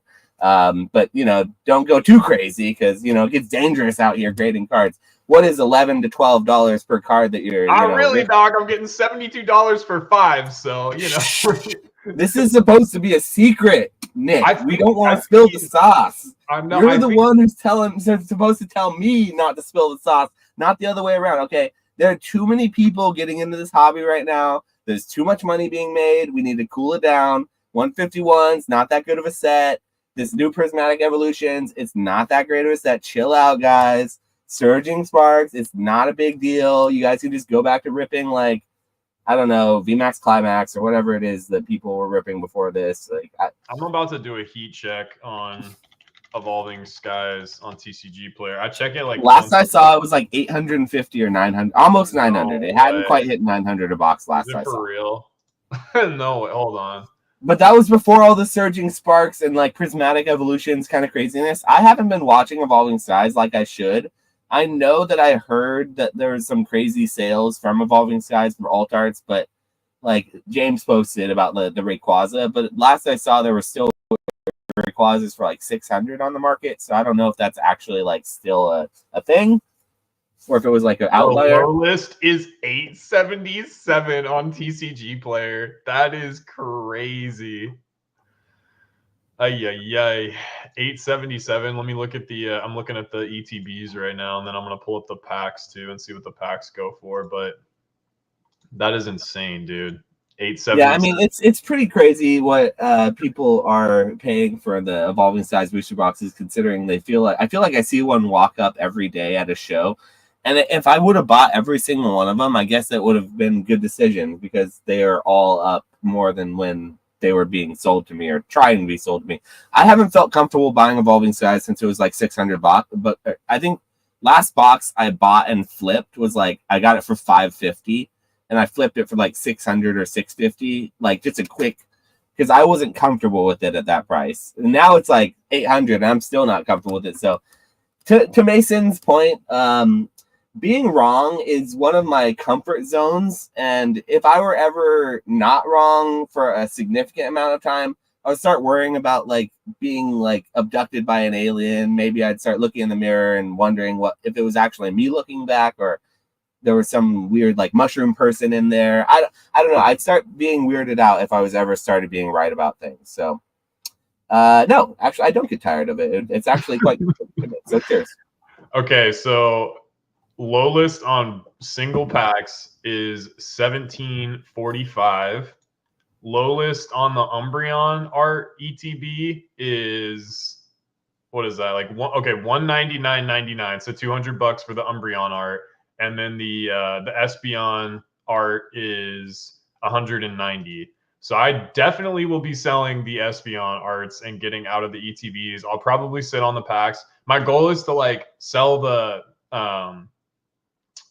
less popular art ETBs, pay for like my whole principal, basically have the Umbreon ones left over to sit on and, you know, do whatever with, and then see probably end up selling the packs to a streamer. But $20 is a nice round number, so I'll probably wait. I was waiting for 15. Now I'm getting greedy, so I'm gonna wait for $20 and wait for 20, because I've been telling you the last month or two I can't keep Evolving Skies in stock at my local shows for $20. I put them at $20 in my pack dispenser. My intention, because they were 15 when I was pricing it at 20, was because I can't get more of them. I'll put them out. I'll price them a little above market, a lot above market. And if they sell, I'm not going to be mad at it, but I'm not going to like try to buy more, you know. I didn't want to buy more, but I should have, because I've been sold out for 2 weeks now. So I haven't had it in 2 shows. I have not had $20 Evolving Size packs to sell. I probably could have sold more. So yeah, Evolving Size, this is the gift that keeps on giving. I certainly would not have thought this was going to happen. I've been dead wrong about Evolving Size for hundreds of dollars now, since it was like way lower in price. So I'm not the authority on this set at all. I've opened thousands of packs of it. I've sold thousands of packs on it. I am not an expert on this set in the least, though, because I feel like I've just done nothing but predict it wrong. So yeah, I mean, it's like it's almost $900 a box, man. Like, that is wild. That's bananas, but it's yeah, okay, so to put it in perspective, when it was $100 a booster box, I sold most of my boxes up to 200. I waited until it hit $200, and then when it hit $200, I sold like 3 cases of Evolving Size for about 200 to 250. Most of them at like 200 to 220, honestly. And I felt good about that, because it was like a month after I had bought. I was like, okay, there's got to be more of this coming. Like, this is like ridiculous. So I sold them. I felt great, and I doubled, you know, and here we are. I'm just like an idiot being called, all these things because then they're right. They're right about it. But yeah. Okay. So Nicholas said, when do you guys think Eevee Heroes will go up? So like the thing with Eevee Heroes is it's so Evolving Skies is like on its way. It's almost at around like 9x, right? But like Eevee Heroes is at like an 11x because MSRP for those boxes, like what the Japanese people were getting those boxes for, at least like distributors were getting those for, was like maybe $30, maybe $40, and I'm pretty sure Eevee Hero boxes are like 400 or something like that. So it's basically 10x. You know what I mean? So like it's up quite a bit. was entry point ever $50 for that set though? Never, like ever in its entire existence. Yeah, like well, for Japanese people, well, the point I'm trying to make is like the people selling it, like the people that have the most stock of it, are okay selling it for $450 for eternity, probably, or at least a good chunk of their supply for 400, because they're up so much. Every time they sell a box, it's like I 10x, I 10x, I 10. You know what I mean? Like that is. I don't think a single person who bought on the initial release of Eevee Heroes for that $50 a box has one box of that initial print left. I think every box. I'm not exaggerating. I think because you have to consider when that came out, how crazy it went. If someone bought that at $50, a distributor for say, and for some reason held through every boom, how many Japanese booms have been since then that it went, sideways and up. And so like, I kind of disagree with that. I do think Eevee Heroes has gotten beaten the F up. And I don't think there's very many winners who invested in Eevee Heroes right now. So I disagree with the take that they're up 11x. I think Evolving Skies, Japanese people, the people you're buying the boxes from. I'm not talking about anybody in the U.S. The people in the U.S., whatever. I'm talking about the Japanese. I don't think any of those people exist. Is what I just said. Not a single one. They 100% exist. They 100% exist. Still have that stock. Yes, 1,000%. My distributors have 100%. The first print, and that seems like the worst decision you could ever make in business. No offense to those people or anything, but they're up so much. Like it's the same thing. Like when people start making money, like when those boxes were $1,000, what the F were people doing with those distributors? You see. I know, but like part of it too is like rolling in money, so they couldn't think about the extra $1,000. They literally were so rich they didn't care about it. I guess. Dude, like a lot of those Japanese people are making like a ton of money. Like they're up quite a bit, and like it's just, you see the same thing on English. Like distributors now are investing because they're up so much money, and they know if they sit on the product, like they're gonna do okay. That might be true, but that's not the average person. That is not the average individual, and that's less than 1% of the 1%. You know what I mean? Even the 1%. That's not the question he asked. He asked, when does you go up? And I'm saying because Japanese people are still have so much gains embedded in the set that it might be a while before it goes up. Plus, like quantity consumed, like when boxes start getting up to 400, 450, people aren't ripping $450 boxes, a million boxes a day. Like people are probably not when every price is going down on the last sales of those cards and all the cards in it, Shiny treasure or something. Yeah, sure. People are probably ripping 10,000, 100,000, whatever. But like an expensive set like Eevee Heroes, probably not. Over time, will it do well? Yeah, absolutely. But it might be a while, like I said, just because it's different with like 151. Like Japanese people, when they get down to a point where they're like, oh, I only have this much left, then the price, they're jacking it up. And that's you're only right until you're right. I'm right now because English is ripping, but a year ago you were 100% right on it, and Japanese was way higher than the English, and you look like an idiot for having English anything. So it's literally the market is so flip-floppy, and it's so like hype driven and driven by like what's popular, and I think that whole like Japanese thing that went on for a while, it could very well come back and we could see it boom again. So like I'm being a little bit like unfair to Eevee Heroes, but at the same time, I think you're being way too positive about it and being way underselling how cooked some people got. Because I personally don't know many people who got it for less than $200. $200 a box was cheap when it came out. So I remember when it first came out, I was still ripping stuff, and I pre-ordered a box from P Football Pete, I think for like $95 or something like that. So 95, that's a price memory. I wasn't buying Japanese when it was that cheap, but I didn't know how to buy from like Plaza Japan or any like now those sites like don't have, or if they do, the prices are so So you're inflated. only 4x if you could buy it at the cheapest of your price memory up from that price point for what it is, 95 to 400, not 11x. Yeah, I mean For that's the realistic consumer. Yeah, that's buying like again from the biggest, full market from P Football Pete on eBay. Like, so yeah, you're up like 4.5. I don't even know what the boxes In the are at. best case scenario, and in order to be up 4x, you had to sit up through that box being over $1,000, right? Or maybe not over. It never went over 1,000, right? No, maybe No, the gym box. The I think gym it went box, to like not 500. No, it went to like 700 or 800. I think it did. It went like close to 1,000. Now that I'm remembering correctly, think about it. I don't know. I don't know that if that's true, that's crazy. But Chat, can you correct me? What's the highest you guys remember the Eevee Heroes boxes ever selling for? You're right about the gym boxes being close to 1,000. I do have. They're right now like 800. They're too cheap.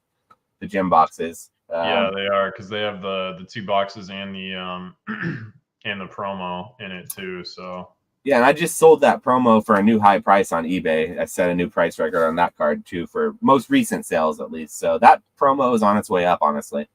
What did you sell it for? I just listed one today. 225. Okay, yeah, I think I have mine listed for that too. Yeah, it'll sell for 225. You have a comp on it now. Yeah, I'm sure. Okay, let's talk about Pokemon Pocket, because it's ripping right now. Like 10 million downloads. Like a lot of people are posting about it on Instagram and all that kind of stuff. I really enjoy it. I download it. I got my girlfriend to download it. She even played while we were on the ferry yesterday. She actually like played the battle thing or whatever. But yeah, I mean she has fun, and I don't know, man. Like I like it. I'm bullish on it, but I'm interested to hear your take. I see you smiling over there. So what do you have? Do you really want to hear my take on this? And is it going to be surprising to you? I know it's going to be unbelievably dusted, but I'm ready to hear it nonetheless. Okay, so here's the thing, man. I haven't even downloaded Pocket yet, and I'm probably not going to. The app is going to fizzle out. We're shutting her down.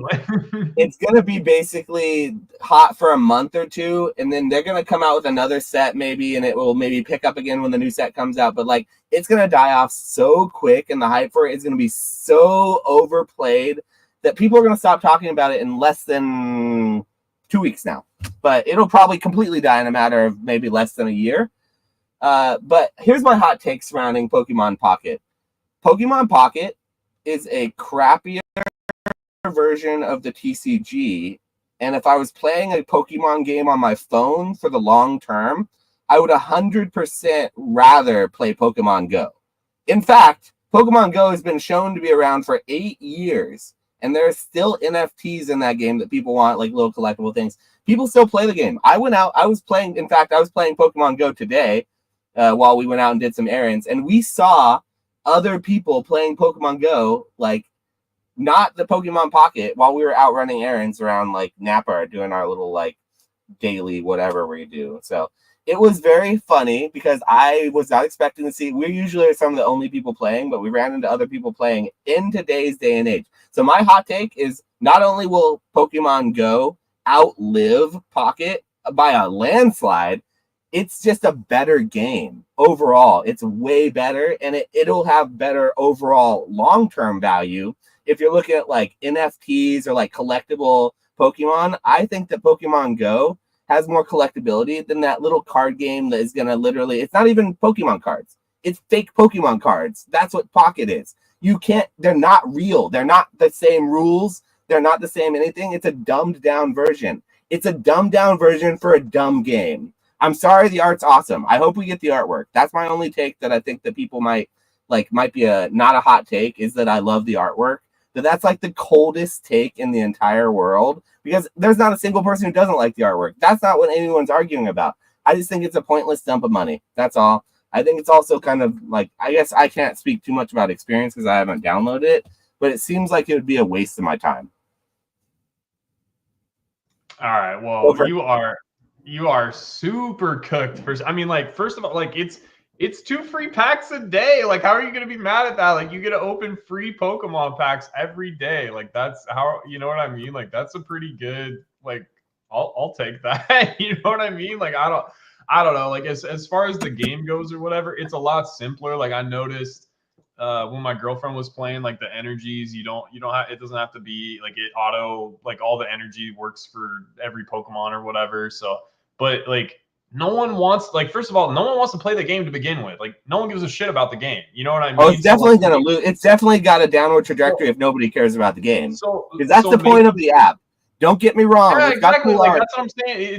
It's look at how good Yu-Gi-Oh! Master Duel and look at how good like Rush Duel is doing. So like in Yu-Gi-Oh! They have this thing now called like Rush Duel, which is exactly what it sounds like. Like it's a faster version of the game. It's more simplified rules and it's bringing a bunch of people back into the game. Like Yu-Gi-Oh! Is massive right now in Japan. I think at the like the American Yu-Gi-Oh! Tournaments, it was like the highest attended ever this year or whatever. So like dumbed down versions are good because what ends up happening with a lot of these card games is you get power creep and you get, and like especially with Yu-Gi-Oh, there's like 47 effects, like this card affects this card, then I pull this out of my deck and and it's just like it's so convoluted and so like a very simple brain dead thing. It's not meant to be like Skyrim. It's meant to be something you play for 5 to 7 minutes on your phone and interact with Pokemon. Like it's a touch point with Pokemon, but like there's binder, like you can do the nameplate thing or whatever, or the display board, so people can like display like whatever Pokemon they want, and then they've got like the different little display like you have in real life, like the people that buy those $10-15 things with the custom art around them and then put their card in them, like they have that on the app. They have binders on the app so people can go through and sort and put their digital cards into a binder. Like there are so many things about this that are going to get people into it and have already gotten people into it. It's a little clunky. Like there's little UI things that I could complain about or whatever, but like the pack opening experience is good. There's like haptic feedback when you like rip the pack and stuff, and it's like, and the arts are nuts on the chase cards. Here's the other thing I've noticed too, from like whether it be like video games or NFT, like in the NFT community, for instance, like a lot of the way that like developers will reward people that have shown confidence in the project or whatever you want to call it.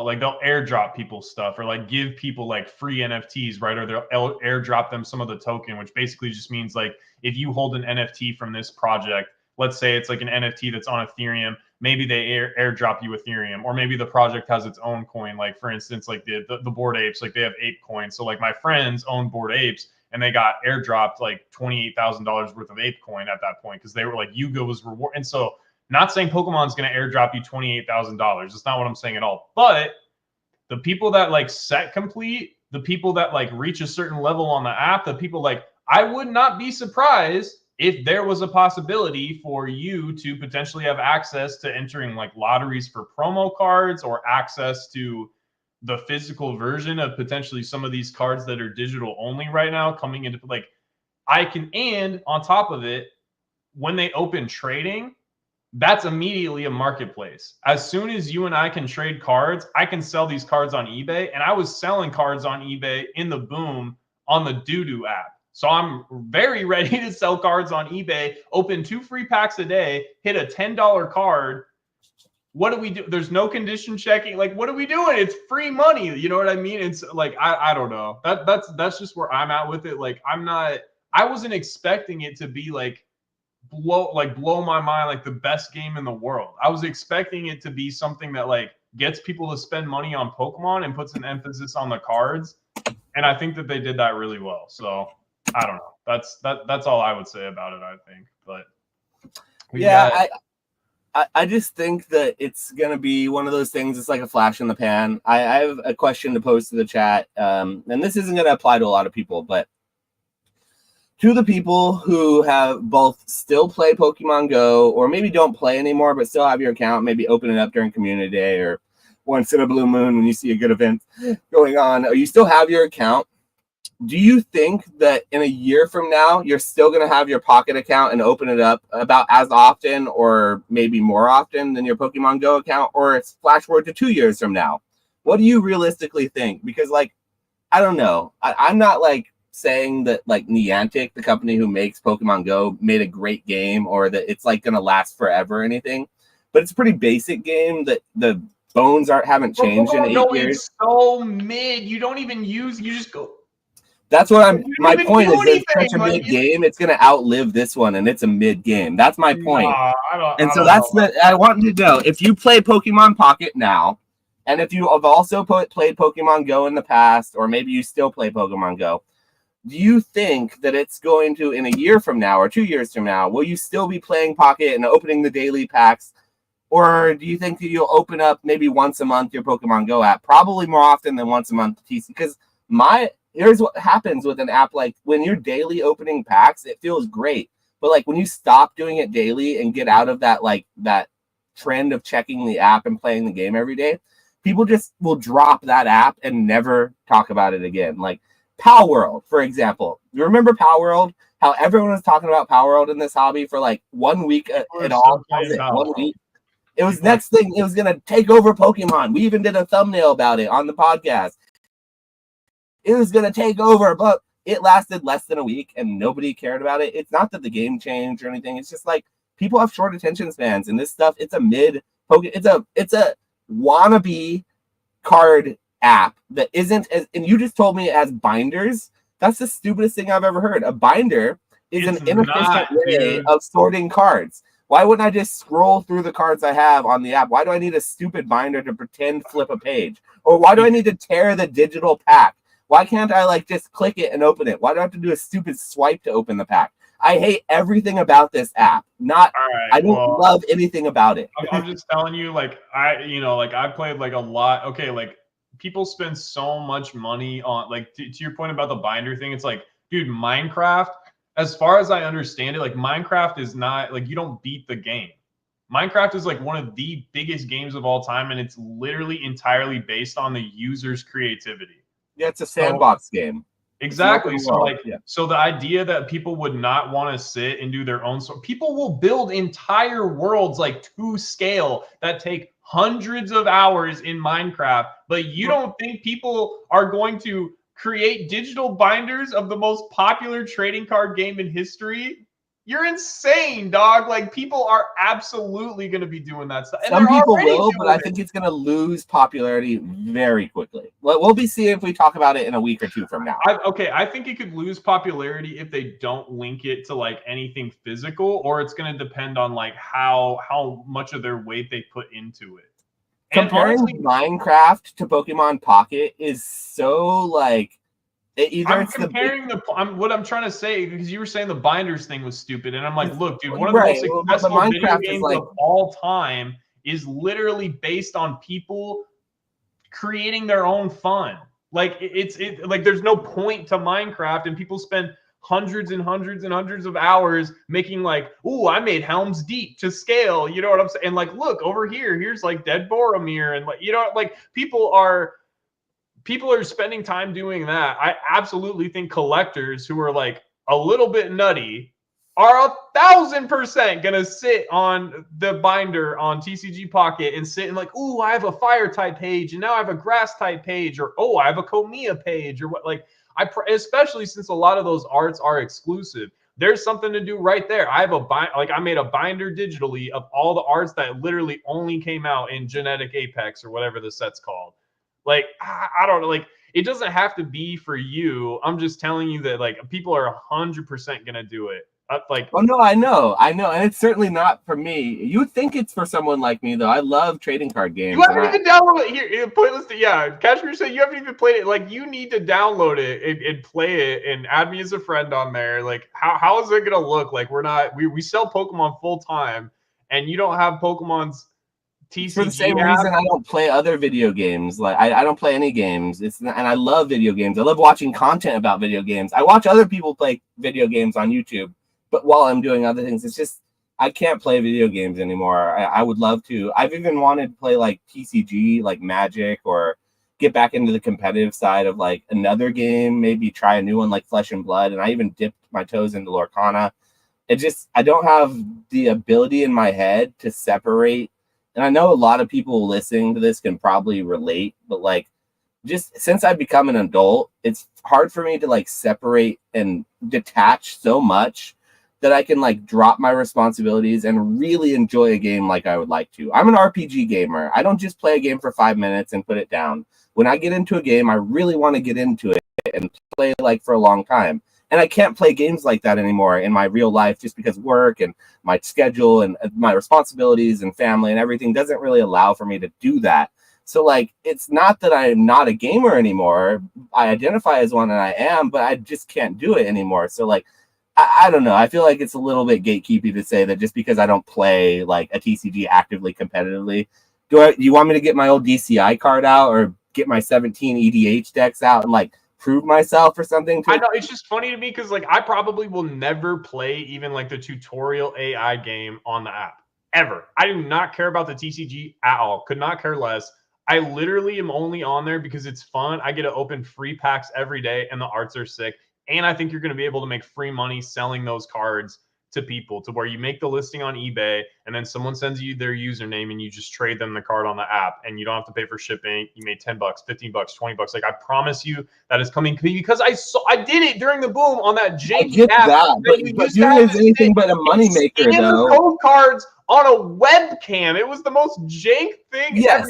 And I would sit there looking at it as anything but a money, because that's against terms of services. You cannot do that against their terms of services. I guarantee you're not going to be allowed to buy and sell in the secondary market. So like, we can't say that that's like a legitimate option. How can they know? That's what I'm saying. Like, how can they know? Like, Pokemon's never going to know. You're not selling on the app. You're just doing the trade. Like, they're never, you know what I mean? Like, they're never going to Pokemon. Like, I'm sorry. Just because someone doesn't find out doesn't mean something's not against the law or against like the rules. It may not be breaking the law. But we Team Rocket over here, baby. Like, you know what I'm saying? It's like, not replicable though when you're doing it under the radar and you're going to get banned for it. You know what I mean? That's not really. And so again, setting aside the potentiality of making a bunch of stonks on NFTs in the future for free because it's just free packs and being there in the beginning, it's like that's a good place to be.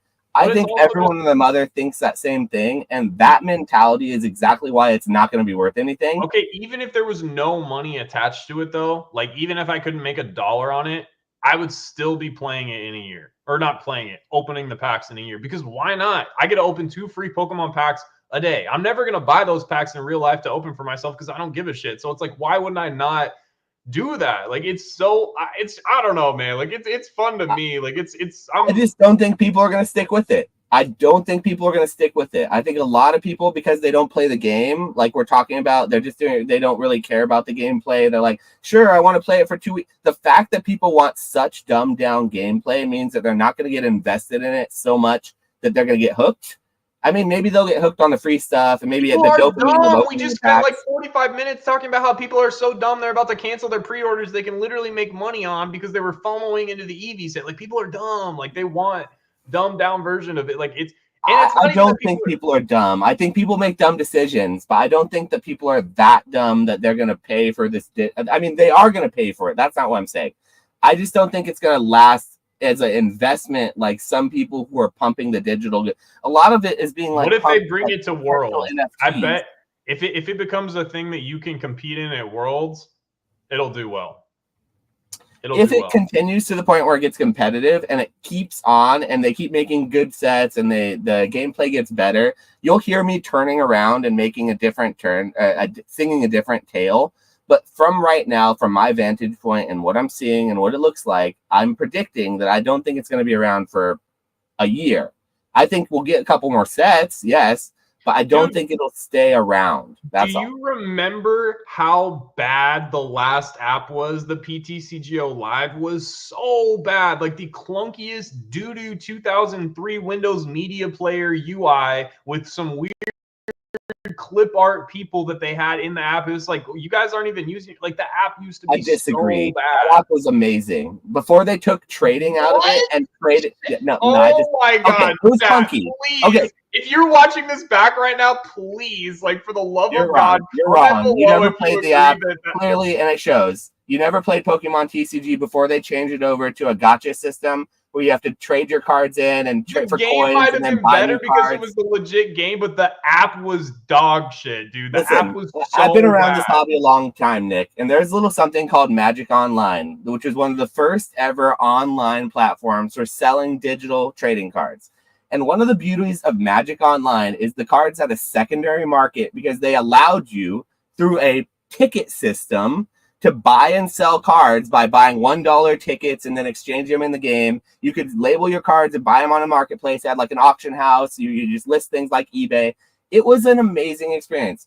Pokemon TCG, the old version of the app, before they have what it is now and they switched over, was basically a copy of Magic Online, but with better UI and a little bit upgraded. Like Magic Online was the most basic.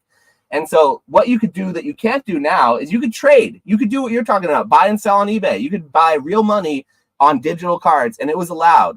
They do not allow that anymore, and they took it away, and now the app sucks. It's no longer a secondary market. It's just a place. And okay, I will say that now it plays well for players. From what I know, if you're an actual player of the game, you can practice, you can get the decks you need. It works fine.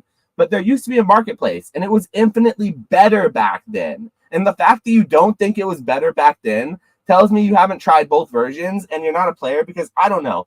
The only people who like the gacha game version are the people who I guess are only going to put money in and never want to take money out. But I love the idea of owning a digital good and being able to, like you said, take out that digital good and get something out of it eventually. Even if it's 10 cents, even if it went down to nothing, the ability to extract it is so valuable in an app. And they took that away, and they're moving away from that. So I disagree. It's getting worse. It's getting worse for the app, worse for everything. And if you're a real player, you know that. Tell me in the chat. Josh is right. Tell me down in the comments.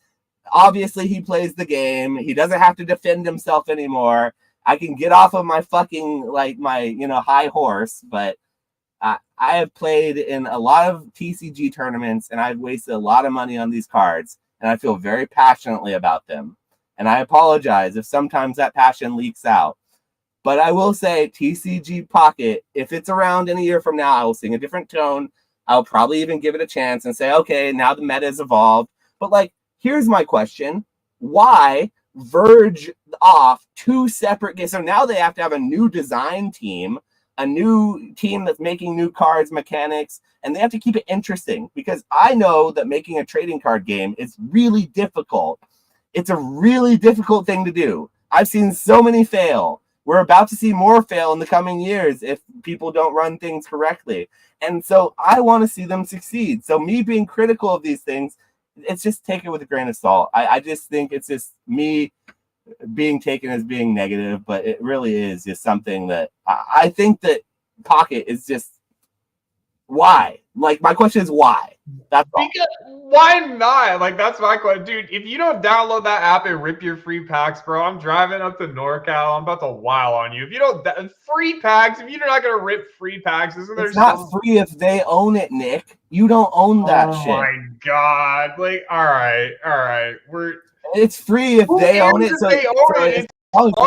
How is it free if you don't ever own it? That's like saying, okay, have you ever been to I don't know. That's like going to a restaurant and then eating the food and being like, yeah, but like I didn't make it. It's like that's the point. That's like going to a virtual restaurant on like YouTube and watching the food and never eating it, and then like what it's like. You go to a basketball court and it's like, the YMCA owns the basketball court. Did you still have fun playing basketball with your friends? Like, I don't care. The Pokemon owns the cards. Like I want to open the packs for free because it's a fun experience. But your logic was that you could potentially make money on them because you can sell them. And I was just saying, you don't own that's them, a side that, like, I think that's like a cherry on top. Like, that would be cool if you could do, like, if you can do that too. Sure, it would, but they're never going to allow that. They've shown every bit of but the evidence shows they're doing the opposite.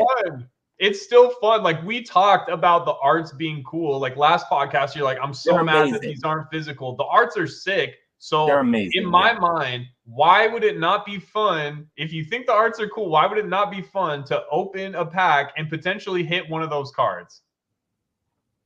It's not fun. It's just I'd rather open up my Pokemon Go app and get the 200 Stardust by catching the 2 Pokemon near me. Yeah, miss me with that, dog. Like, I don't. The Stardust is gonna do me better than that digital card that I'm gonna probably never look at on my phone again. We're out here catching Galurks and stuff so we can do the raid or what. It's like, dude, no one. Come on, man. Bro, have you heard the Lavender Town? Have you heard what was playing the music in the Pokemon Go app during the Halloween time? It's the Lavender Town music, and it is a jam, bro. It's a jam.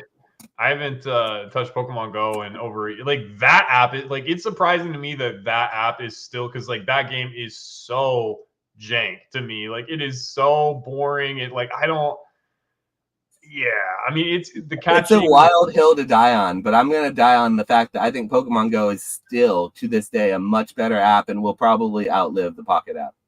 All right, we'll see. I mean, we'll see. I mean, we're gonna I be mean, here. it's not a hot take. It's lived 8 years from now. It's not like Pokemon Go is going to disappear next year. That's like saying Pokemon is going to outlive Flesh and Blood.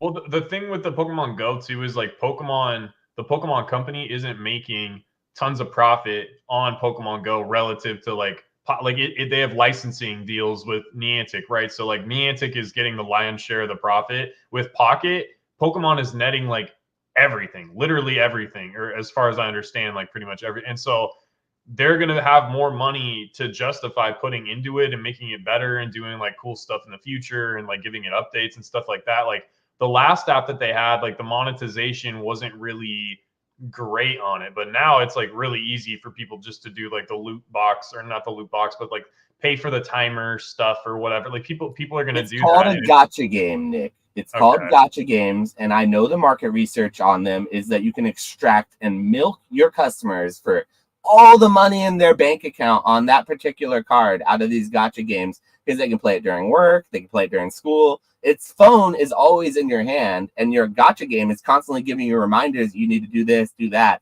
It's a great way to make money. I just think I'm going to miss it. You can miss me with that shit. There's not a single gotcha game on this planet that I enjoy. All right. Well, So maybe that's what it is. I'm jaded I because I have don't an like gotcha opening on games. my friend list where Josh should be. Josh should be in my friend list on out of my 99 available friends on Pokemon Pocket. Josh should be one, but he is refusing. Let it be known, he is publicly refusing that spot on my friends list. He is refusing opening free packs digitally. He's I'm too refusing beautiful invested. arts done by a variety of Pokemon arts. He's I'm not too feeling it. invested in Pokemon Go, bro. I can only live for one Pokemon game in my life. All right. Well, if Brandon Martin's not playing Pocket, you're not interested in it. I get it. I get it. All right. Let's get it. Let's quickly touch on this, and then let's get into our last little segment and shit your deer.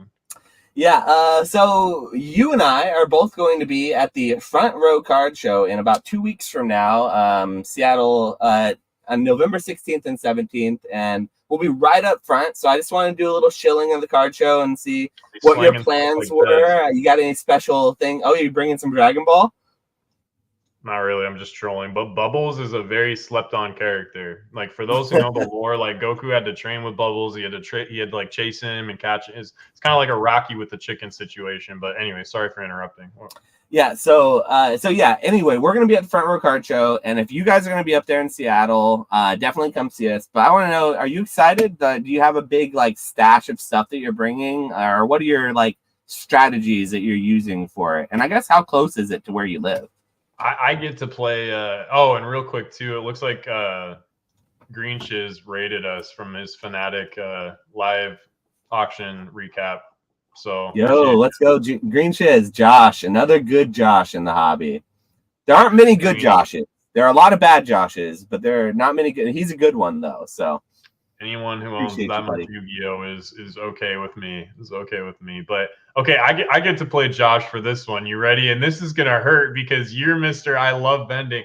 I thought so. At the beginning of the year, I bought the two cases on Amazon. I went on Vistaprint and got like because out here the local shows are 8-foot tables, so I got like an 8-foot table banner and got my QR code on it, made it look all legit, and it's really nice and stuff. And I was like set up and I was thinking like, oh, I'm gonna vend like twice a month, like at the two locations, because they usually do 3 a month, but like only 1 or 2 of them are good locations. So I was like, all right, yeah, I'm gonna be vending twice a month, and like the money is pretty good, but like, dude, it's so much work, and like especially now with everything I do is online. Like it's I'm just spoiled. I'm spoiled with selling from home. Like I do not want to sit and go through 100 raw cards and comp them out and stay up late the night before with my girlfriend and put everything to like I don't want to do that shit. I don't like every single time I get ready for a show, it's stressful and I'm like like I said, the money's good. It's good to see you, but like that's the best part of it is like hanging out. Like the selling, it's like whatever. And I think moving forward with like collecticons, I'll do the local ones because it's easy and stuff. And like obviously I'm doing card party, but like if I go to collecticon moving forward, I'll probably just pull up and buy stuff and hang out and like turn the weekend into a little like mini vacation and stuff. Cause like it's just a lot, dude. Like it's like I said, the money's good and I understand why people do it, but it's just like it's a lot of work. And like right now you can just sell stuff on eBay. Like I don't know, man. I'm spoiled. So long answer or short answer, like yes, I'm excited to see you and hang out and do the whole like like thing, but as far as like the actual getting ready for the show, that I kind of loathe. But if I can unload Evolving Skies in person and not have to ship it, I will be like the ETBs. I will be very happy. So we'll see if I can do that this time. It's so funny because I had the sticker on the one from the last show we did, and it was 120, and no one bought them, and now they're 200, dude. Like it's, oh man. Anyways, Yeah, it's funny because I've been feeling somewhat similarly about shows lately. Is that I've been doing one every weekend for the last 3 to 4 months. I've been like every weekend hitting it hard. In fact, the last 2 weekends, I had 2 shows each weekend, 2 separate shows in different locations, one Saturday, one Sunday. And I think what my conclusion has been lately is that it's too many.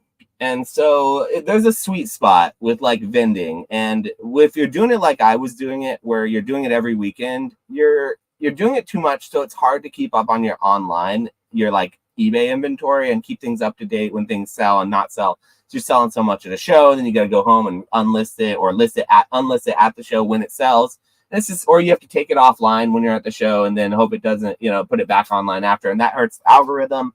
So like, it's hard to do that and do online at the same time and do it effectively, really. So I kind of stopped doing online for a long time and moved strictly to selling at these local shows because they were so prevalent. But after doing the math on like what I'm paying for table costs and what I'm making in profit and whatever, my fees end up looking at the exact same as selling online. I'm paying roughly in table costs about 15 to 20% of what I'm selling, of like the profits. And so like it's the same. It's the exact same. So you do have to enjoy it. I will say there's some differences to what I sell online. yeah. Mason is on fire. He always is on a heater right now. Berry.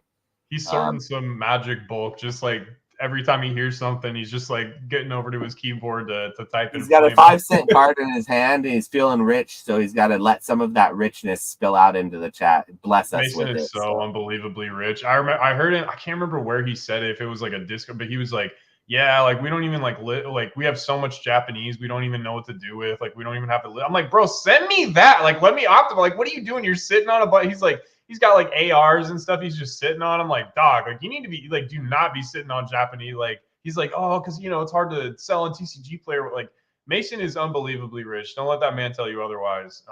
But he I stopped taking Mason seriously when he started saying he had to shut down his 5th store and 6th store just because the 3rd and 4th store he had to buy Lambos for all the employees. So it was I didn't feel too bad about the 5th and 6th store they had to shut down to buy the Lambos for the 3rd store employees because they're all driving Lambos now. So yeah, the man bought like $1,000 Arcanine plush. Like that's well behavior right there. You don't buy $1,000 plushies if you're working at Wendy's. So anyway, vending though, I will say I have taken another different turn in the last few weeks. And now that the market's been hot like it is and things are selling in auctions and buy it nows for higher prices and higher prices, I am never going to take 80% at a show again, like I was doing for lots of time. I was taking 80% of solds and, things like that for bigger deals and things, making deals. I'm so less likely to do that now in this market. And I'm less likely to do it more often, do more vending. That I'm probably going to cut down to like one show a month.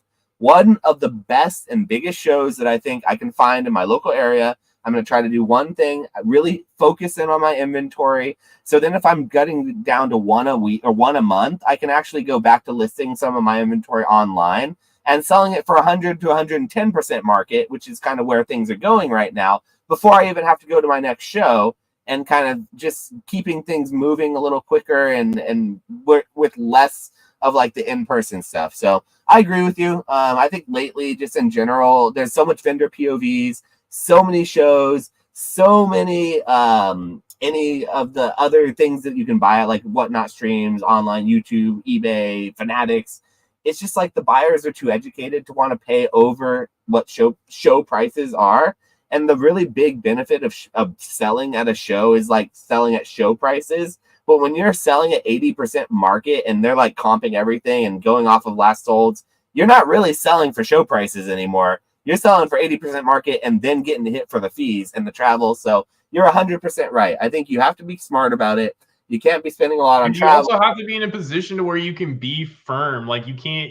That's why I was bullying you on Instagram. Like the whole like know what you have. I know what I have meme. That's why I was like, dog, you have some good cards. Do not be accepting anything other than 100% of market right now because there's no reason to. And it's the same thing. Like we did Orlando Collecticon. I remember I made that vlog, and I remember like a decent chunk of the sales was one big deal to like I think they were streamers or something, but it was like a bunch of alt arts. And I had bought a bunch of alt arts. Like I had whaled out like buying a bunch of stuff and I knew my percentages. And I was like, all right, if I can get like 80 to 90% on this stuff, like I'm caking up. You know what I mean?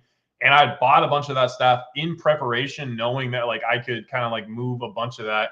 And so like the money was good, but it's like stressful and it's like something you have to prepare for. And to your point about like listing this stuff and then delisting it and all that, like that's just a nightmare, you know. And yeah, so that's like the biggest part people don't realize is that part about the unlisting and yeah, relisting. it's a It's nightmare. one thing, yeah, when you have separate inventory, but when you're starting to use all the same inventory, Yeah, it's right. like I remember a couple times I had to literally go A through Z on my inventory and I just made stacks and I'd go through and I would sort on eBay active listings and I'd go through A through Z and make sure that I had every single card still in my inventory. And if I didn't, I would like, you know, take it off. And sometimes I would update pictures and pricing. So it was like good. It was good for the eBay algorithm, but like it was a pain to do that. And I just like the main thing I've learned this year, like my business has exploded this year, and the main thing that I've learned is that the most scalable thing is the thing. Like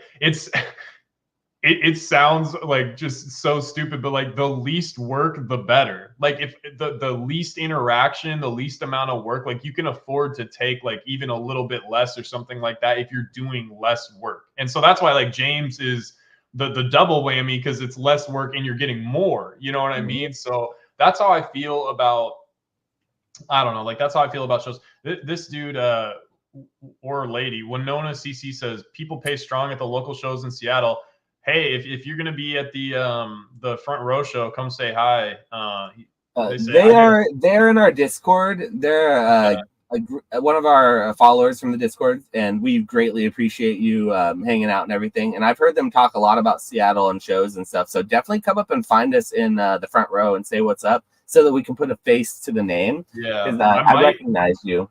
But they do stay strong in Seattle. The one thing I will say about Seattle is you don't get 80%. You get 100% Seattle. I didn't have a single person come up and try to be like, hey, will you do 80% if I buy 5 or 6 different things? And it's like, that's what all day you get in the Bay Area. But up there in PNW, they pay really well. And that's why I'm willing to travel there. And I haven't traveled to almost any other shows this entire year. But that show I really love. So it's a sleeper show. If you're a vendor, if you're a person listening and watching, go to the front row card show in Seattle. It's cheap. It's great to go to. There's great lodging, good food. It's a great show. And especially if you're selling there, the buyers are they're grateful.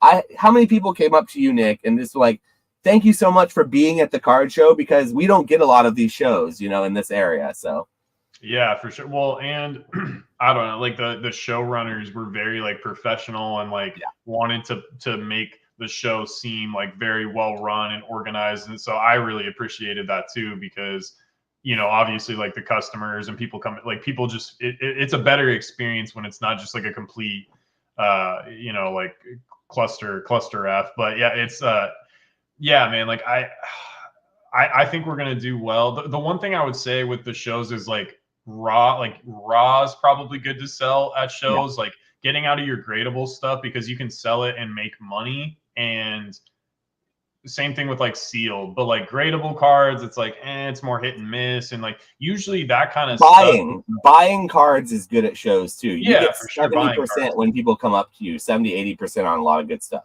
Yeah, 100%. And like you can do stuff too when you vend. That's kind of cool. Like you can kind of like a couple times I remember I would buy stuff from people. Like this dude came up one time and he had like a whole set of the Evolution alt arts that come out of the boxes, not the ones that come out of the set. You know what I'm talking about? Like the Black Star promo, Evolution, full art, whatever, alt arts. Anyways, he had like a full set of those. And so I gave him, I think, 80% or something. And so it was a small dollar amount as far as like what I made, but literally like a minute later, someone came up and bought the whole set for 100% of market. You know what I mean? And so like you can kind of do stuff like that. And before I even had them stickered, like you can kind of do stuff like that at shows and turn things over quickly and stuff like that. But yeah, I don't know. Like for me, like maybe in the future, if I got like really, really big, I could like pay somebody to go vend for me and then just have them like sell through my raw stuff and some of the sealed. But honestly, like moving forward, especially with the local stuff, I'm trying to use the shows to network. I'm trying to get more B2B set up. Like I want to be selling more people booster boxes. I want to be doing more of the wholesale singles, like the wholesale Japanese singles to more streamers. Like the more B2B stuff I can line up, the better. So that's like my main focus with the local stuff right now. Like I don't, like I said, at the beginning of the year, I planned to vend twice a month. And now I'm only vending when there's like a massive show that my buddies are coming out for. Like I can't be bothered. Now I don't think it's like the best use of my time right now. So that's what, and like I don't love it like you do. Like I like talking to people and stuff like that and like the social part of it. But you were meant to do it. And that's why like I think you did so well at the streaming and stuff like that is you were a social butterfly. Like you like talking to people about the hobby. Yeah, too much. I like talking too much about that. I mean, not necessarily. But that's what you need to be able to do it at the level that you do it and how consistently you do it. You know what I mean? Like you can't be somebody that their heart isn't in it, or you're gonna burn out. So, you know, you can't burn out after 5 minutes of talking about Pokemon cards if you can't like talk about Red Cheeks Pikachu, the E3 Red Cheeks Pikachu versus the regular one, the Ghost Stamp. You can't like stop there. You have to talk about all of it, and if you burn out quickly, then maybe you're not meant for it. But yeah, we got a rare compliment. I don't know, Mason. Blink twice if you're okay. I think something might have happened to Mason, and he might have gotten taken hostage by someone. I think his competition finally took him out, so that's unfortunate for him. So hopefully you're okay, Mason. Yeah. Mason and Z&G are the two dudes. If you can ever earn their respect, you're doing something special because it's tough to get. But yeah, that almost felt like a compliment, but I'm gonna go ahead and say it couldn't have been. That I had to be wrong about that. I don't know.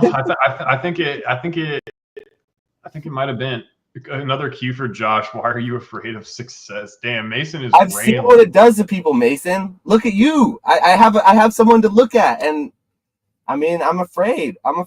I don't know. Do you remember Mason when he first came on YouTube and he was like baby face? He had like no beard or anything like that, and he was coming on the YouTube. It was actually cool, man. Because hey guys, Mason from Cardinal Gaming. I just own a little card store here in Kentucky. We sell trading card games. I don't even know what grading is. Now he's grading cards with CGC like a real hustler.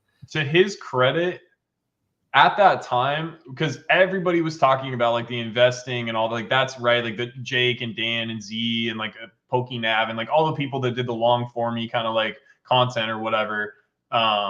So it at that time, like I remember specifically, people were talking about like distribution, and a lot of people didn't have it. Like Dan might have and Nick might have at that time, but like they weren't really doing it. I feel like at a super high level. And so like when Mason came in, it was like, okay, finally we can actually get some direct stuff, not only about distribution, but what it's like to run a card store, because everything before that was just kind of hearsay and like third party speculation or whatever. So when he came really cornered the market on like that type of content. There was content like that before on the interweb. It was like Darium's had a card shop kind of thing that they did way a long time ago, and it kind of died and petered off. He sold his card shop off.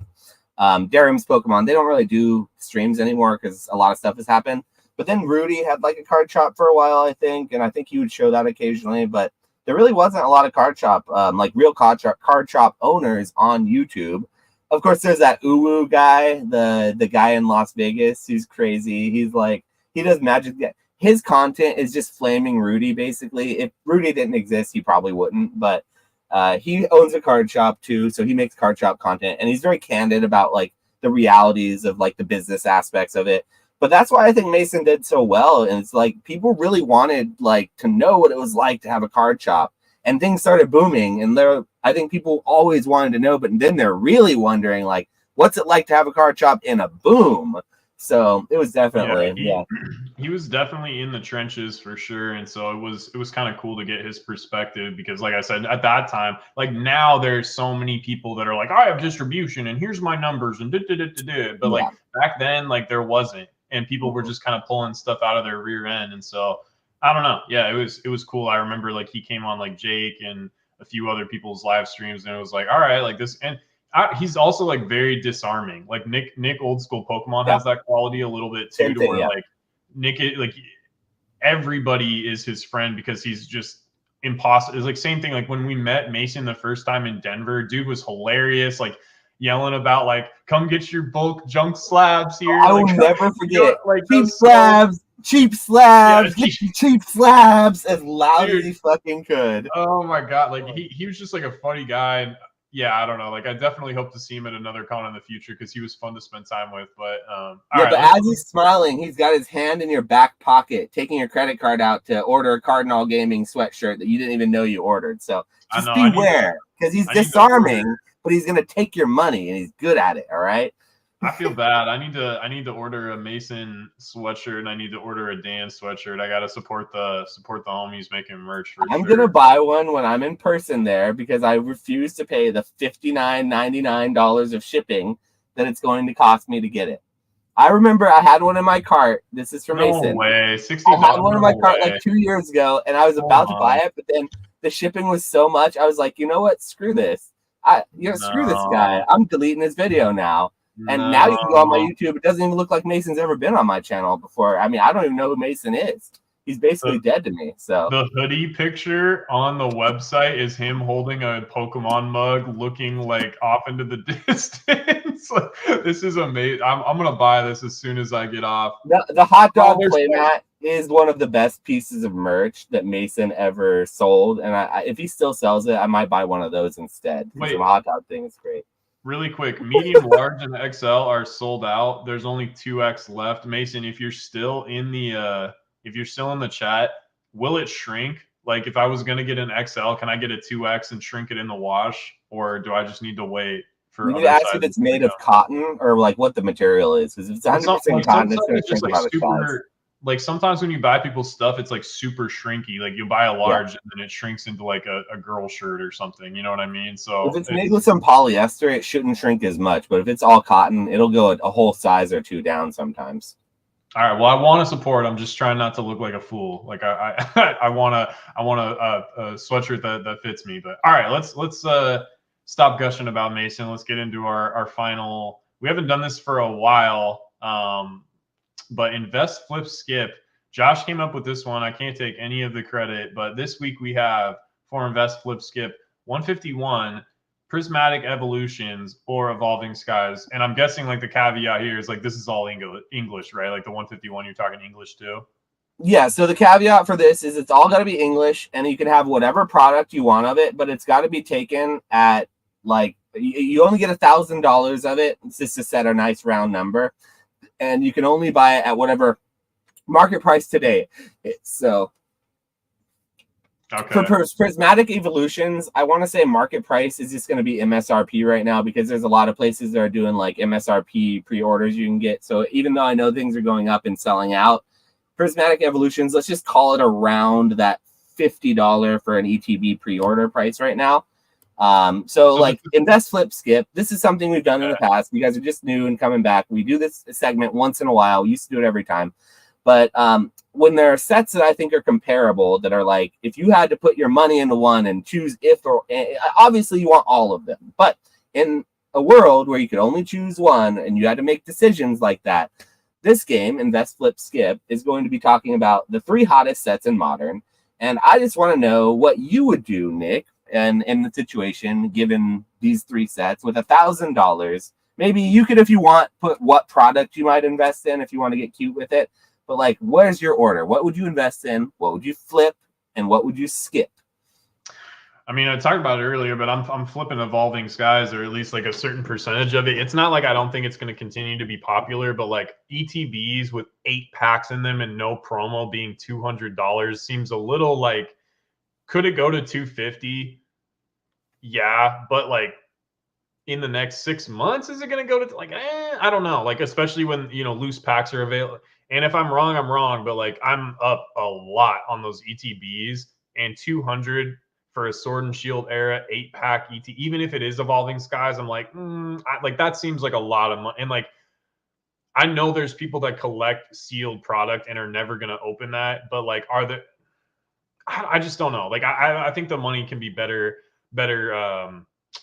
used elsewhere, basically. So I'm definitely flipping like a certain percentage at least of the Evolving Skies stuff I have. So flip for Evolving Skies.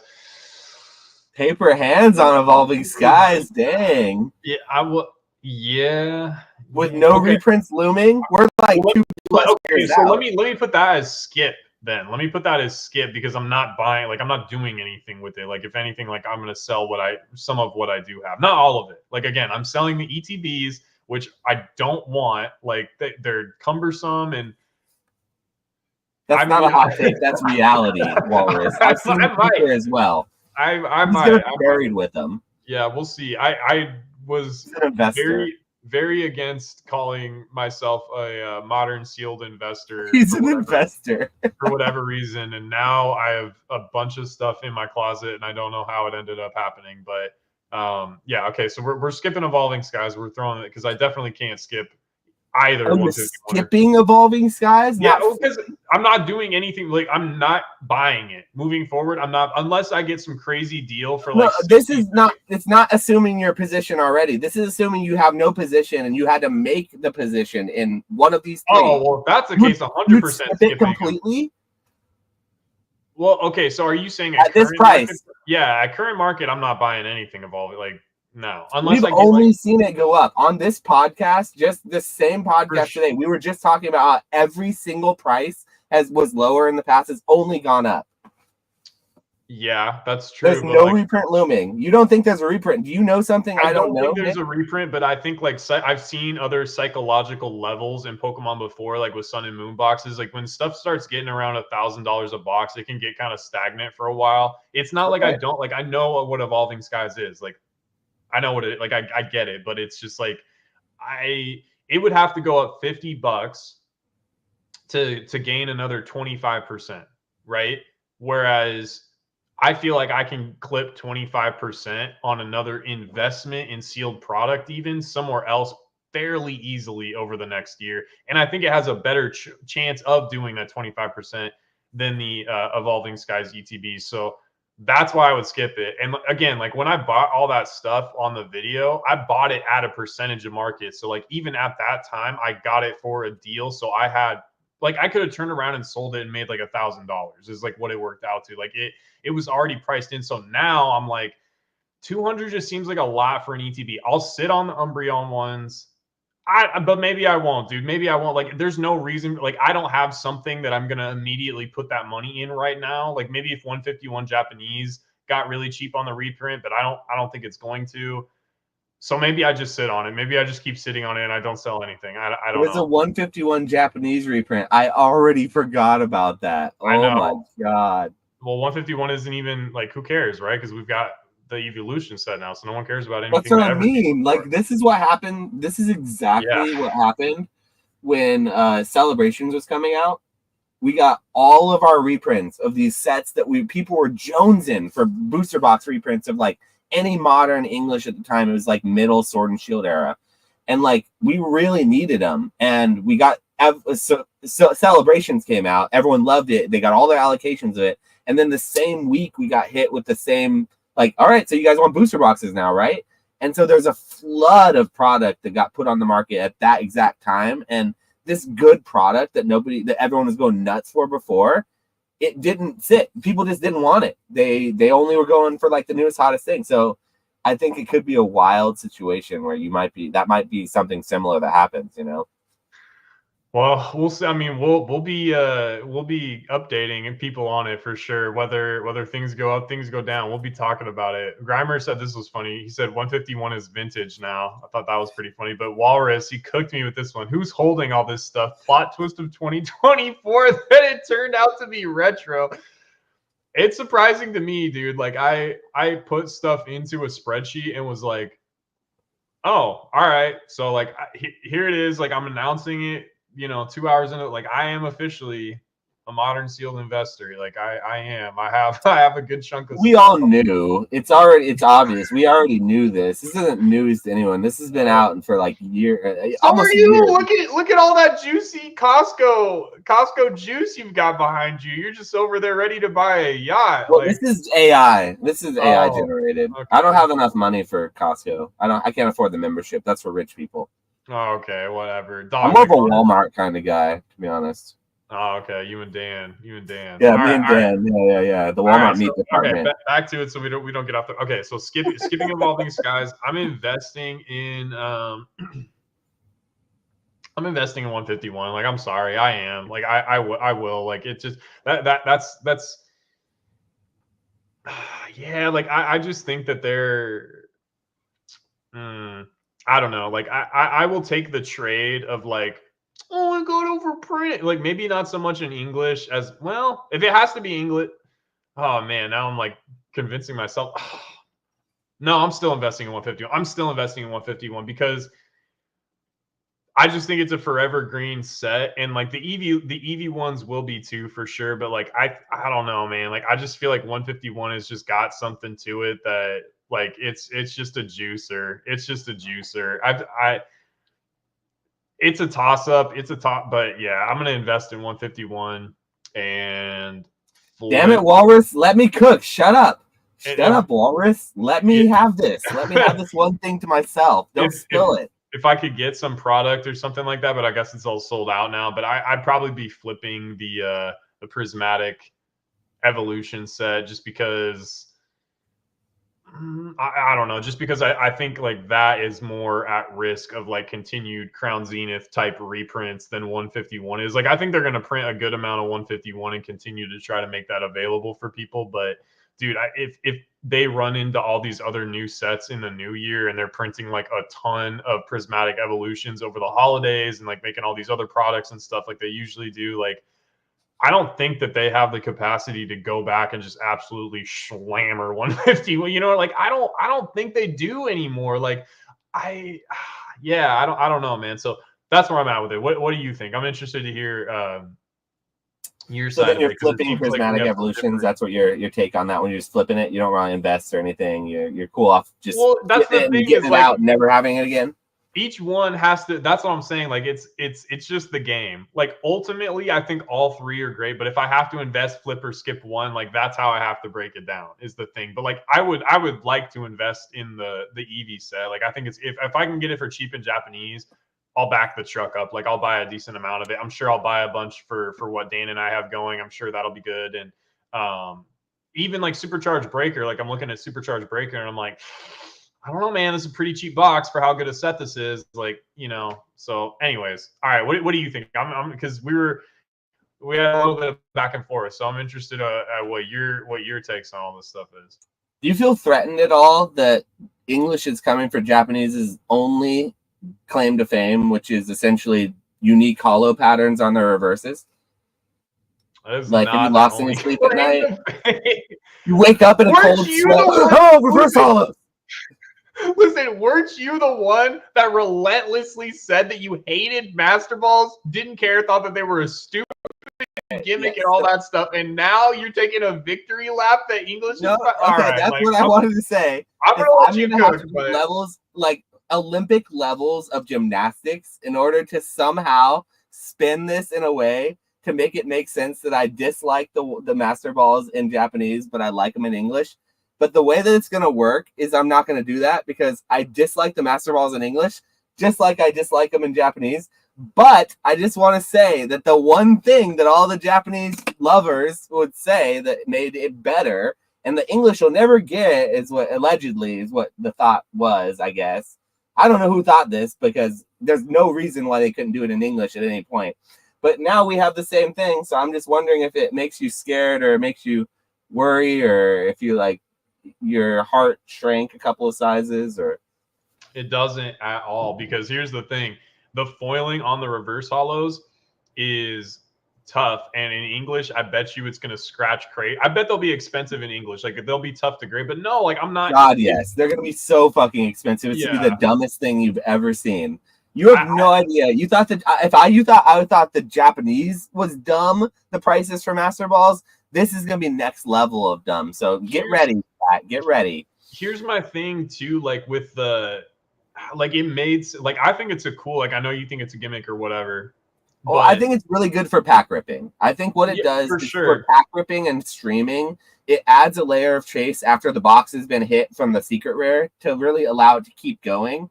And that is really nice for a streamer. But like just as a taking a step back and like, do I like a couple little humps on a reverse hollow more than I like the regular Pokeball version because it's a Master Ball?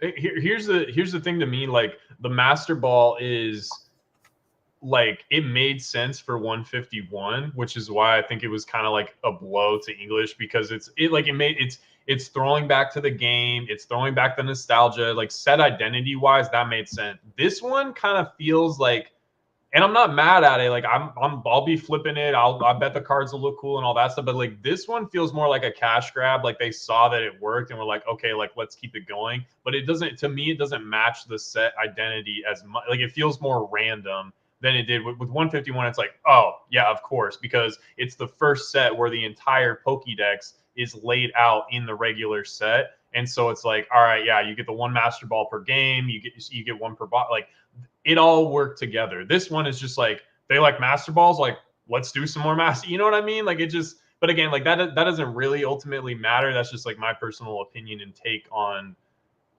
you know, the way they're gonna do it. But yeah.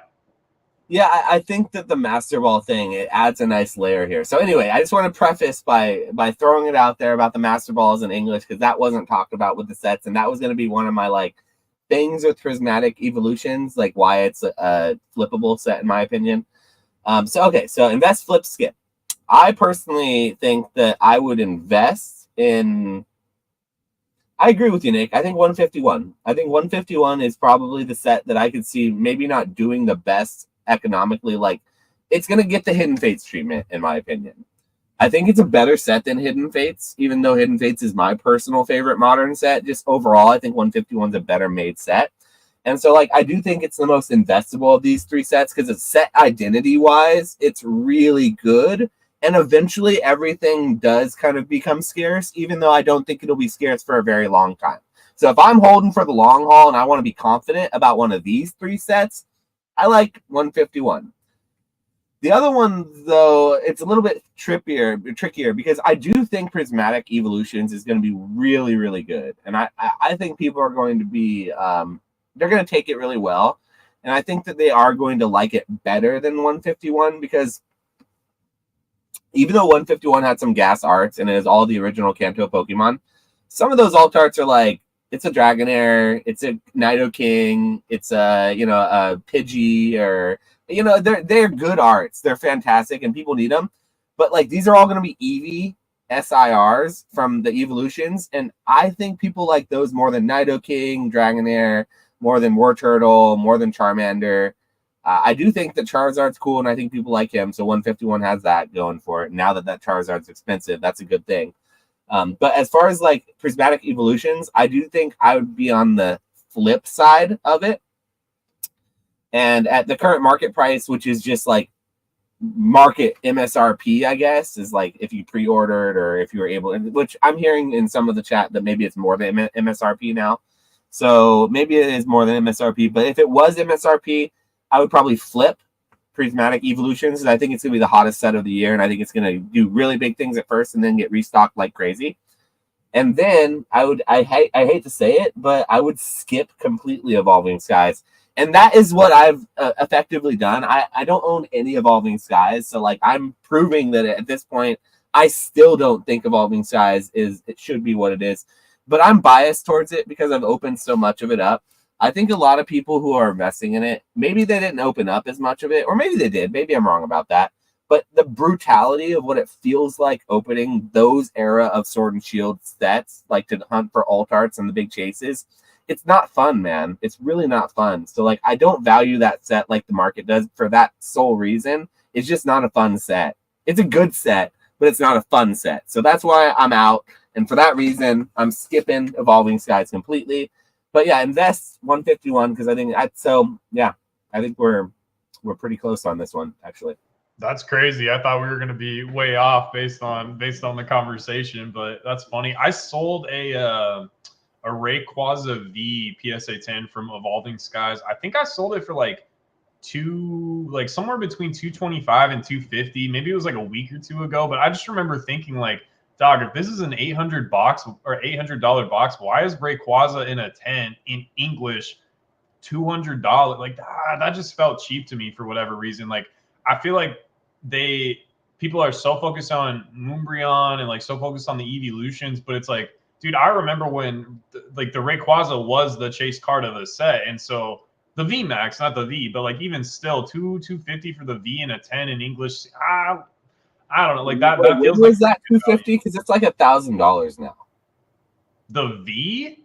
No, the V. I'm sorry, the V Max. Okay. Yeah. That's what I'm talking here. Like, let me pull up my order. Like, I'm pretty sure it was the V, and it was like $250 or something like that. I thought you were talking about the other one. I was like, no, not like the big chase card. Yeah, okay, yeah, $229.99, and it sold on the 24th, so like a week ago. So like 230, I don't know, like that seems pretty cheap to me. I remember saying that too to Jodo Jake at Long Beach Collecticon. He bought like one of the Evolution PSA 10 alt arts, and I think he got it for like 190 or something, and the raw card was like 150. And it's like, dog, like and it was Sylveon or something. It wasn't like Espeon or Umbreon, but it's like still, dude, like 190 and the raw English is 150. It's like at that point, if you're just trying to collect, it's like, why are you not buying that? So it didn't seem sustainable, and obviously like he's done really well on his collection appreciation wise.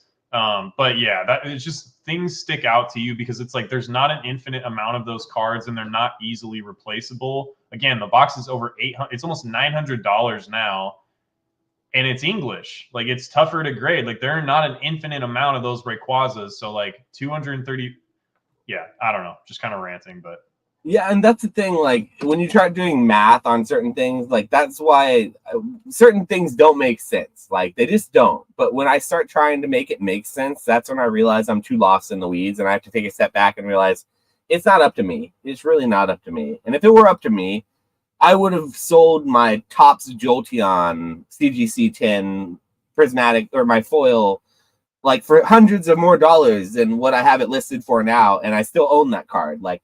So, like, I think certain things should be worth more than what they are. And obviously, I am wrong because nobody likes Topps. And that's a hill I will die on. And that's the meme, is that I'm the only person who likes Topps and values it. So, there's that. But, yeah, you can't change the market's mind. I mean, as much as you might want to, it's just the market is it's going to do what ZNG says it's going to do. Whatever he makes a post about, that's what it's going to do. So, like, the market is Z and G. Shout out to Z. So, sponsor us. We'll be your first sponsor. No problem. Or hopefully you'll be our first sponsor. Other way around. Yeah, we were wanting to have him on the podcast too a long time ago, and then he just like got busy. We'll have to get him on sometime because he's a busy man, and that hasn't changed. We still want to have him on, but we're gonna have to reach out to James again soon and see when he has some time. Yeah, for sure. Yeah, I don't know, man. Overall, just to kind of put a ball, like I'm excited. I have like a month left of school, and I'm so ready to be done with it, man, because I just want to go hammer on the card stuff. Like I don't know. I had to do 7 hours of homework today, and I have like things that I need to do. Like I have orders that people want to place that like I can't get to because I'm busy doing homework, and I'm just like, I can't like this ain't it, Chief. So yeah, I'm just excited to kind of like get this over with so that I can fully focus on the card stuff and yeah, hopefully like make content too. Like I have, like I said, after we get off here, I have like a little video I need to shoot, and then hopefully I can put that all together and then have that upload overnight, and it'll be out by tomorrow morning. But I don't know, man. Like it feels even as crazy as it is right now. Like I feel so much more comfortable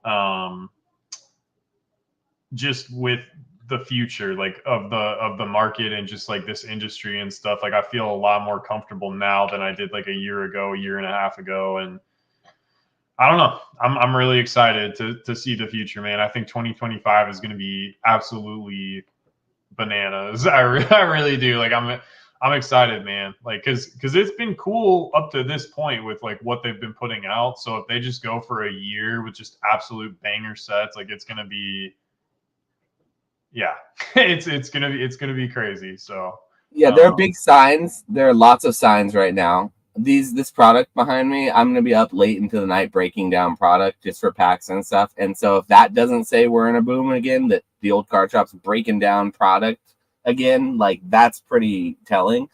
And also those consultations that I do somewhat infrequently or whatever, they usually only would happen like once every few months. I've had like 3 of them in the last month, all surrounding Pokemon and just the market and all this crazy stuff.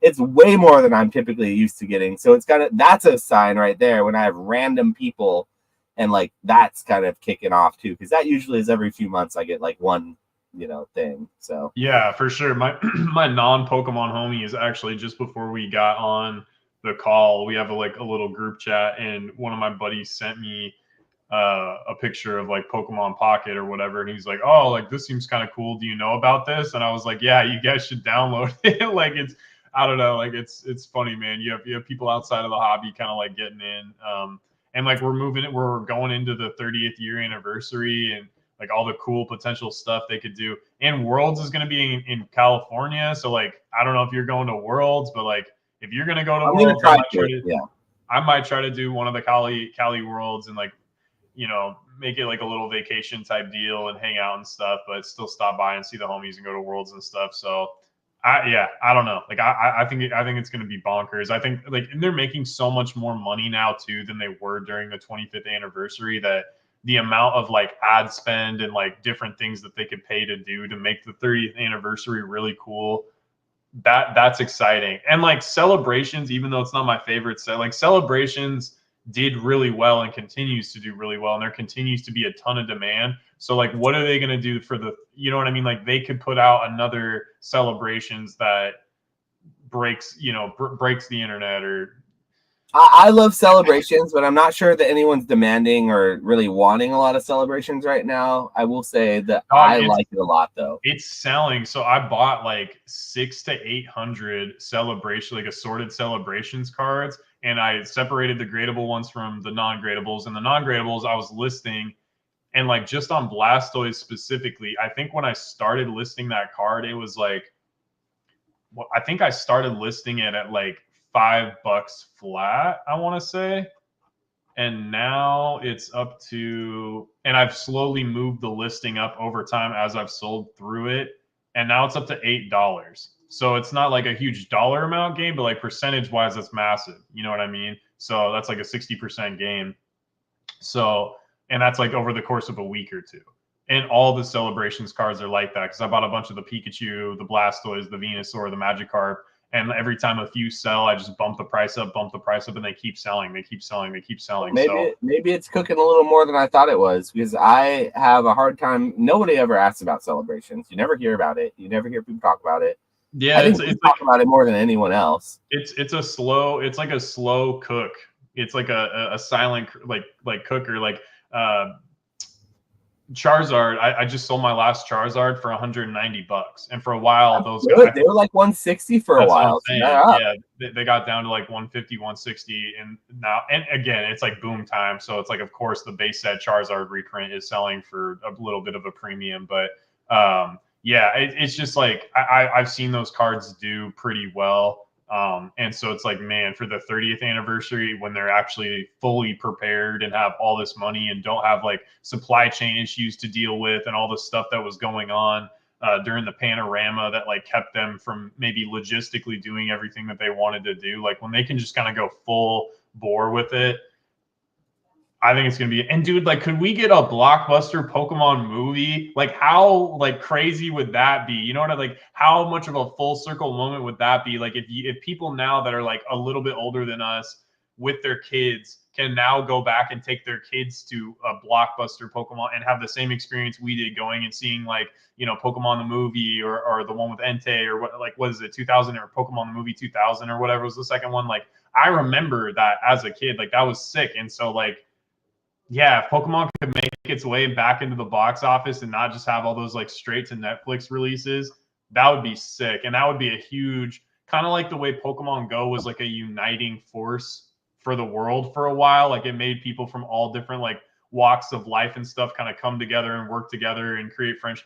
Like the movie could do that because you're going to be standing in line outside on premiere night and there's going to be 150 nerds in line talk, you know what I mean? Like, I don't know. Maybe that's a little people should put more respect on Pokemon Go as an app because it really is, in my opinion, the reason why Pokemon boomed like it did after the fact. If it wasn't for 2016's boom of Pokemon Go, I don't think that the world would have gotten its second reinvigoration. It's like, because Pokemon never disappeared per se. It was always around, but it got like pumped again after that in a way that nothing else ever could have done it so organically. There's no way that there's anything more instrumental to the growth of Pokemon where it's at today than Pokemon Go in 2016. So put some respect on that app's name because it is definitely an important, if you do what you do today and it's Pokemon related, thank Pokemon Go because I guarantee it has more to do with it than anything else.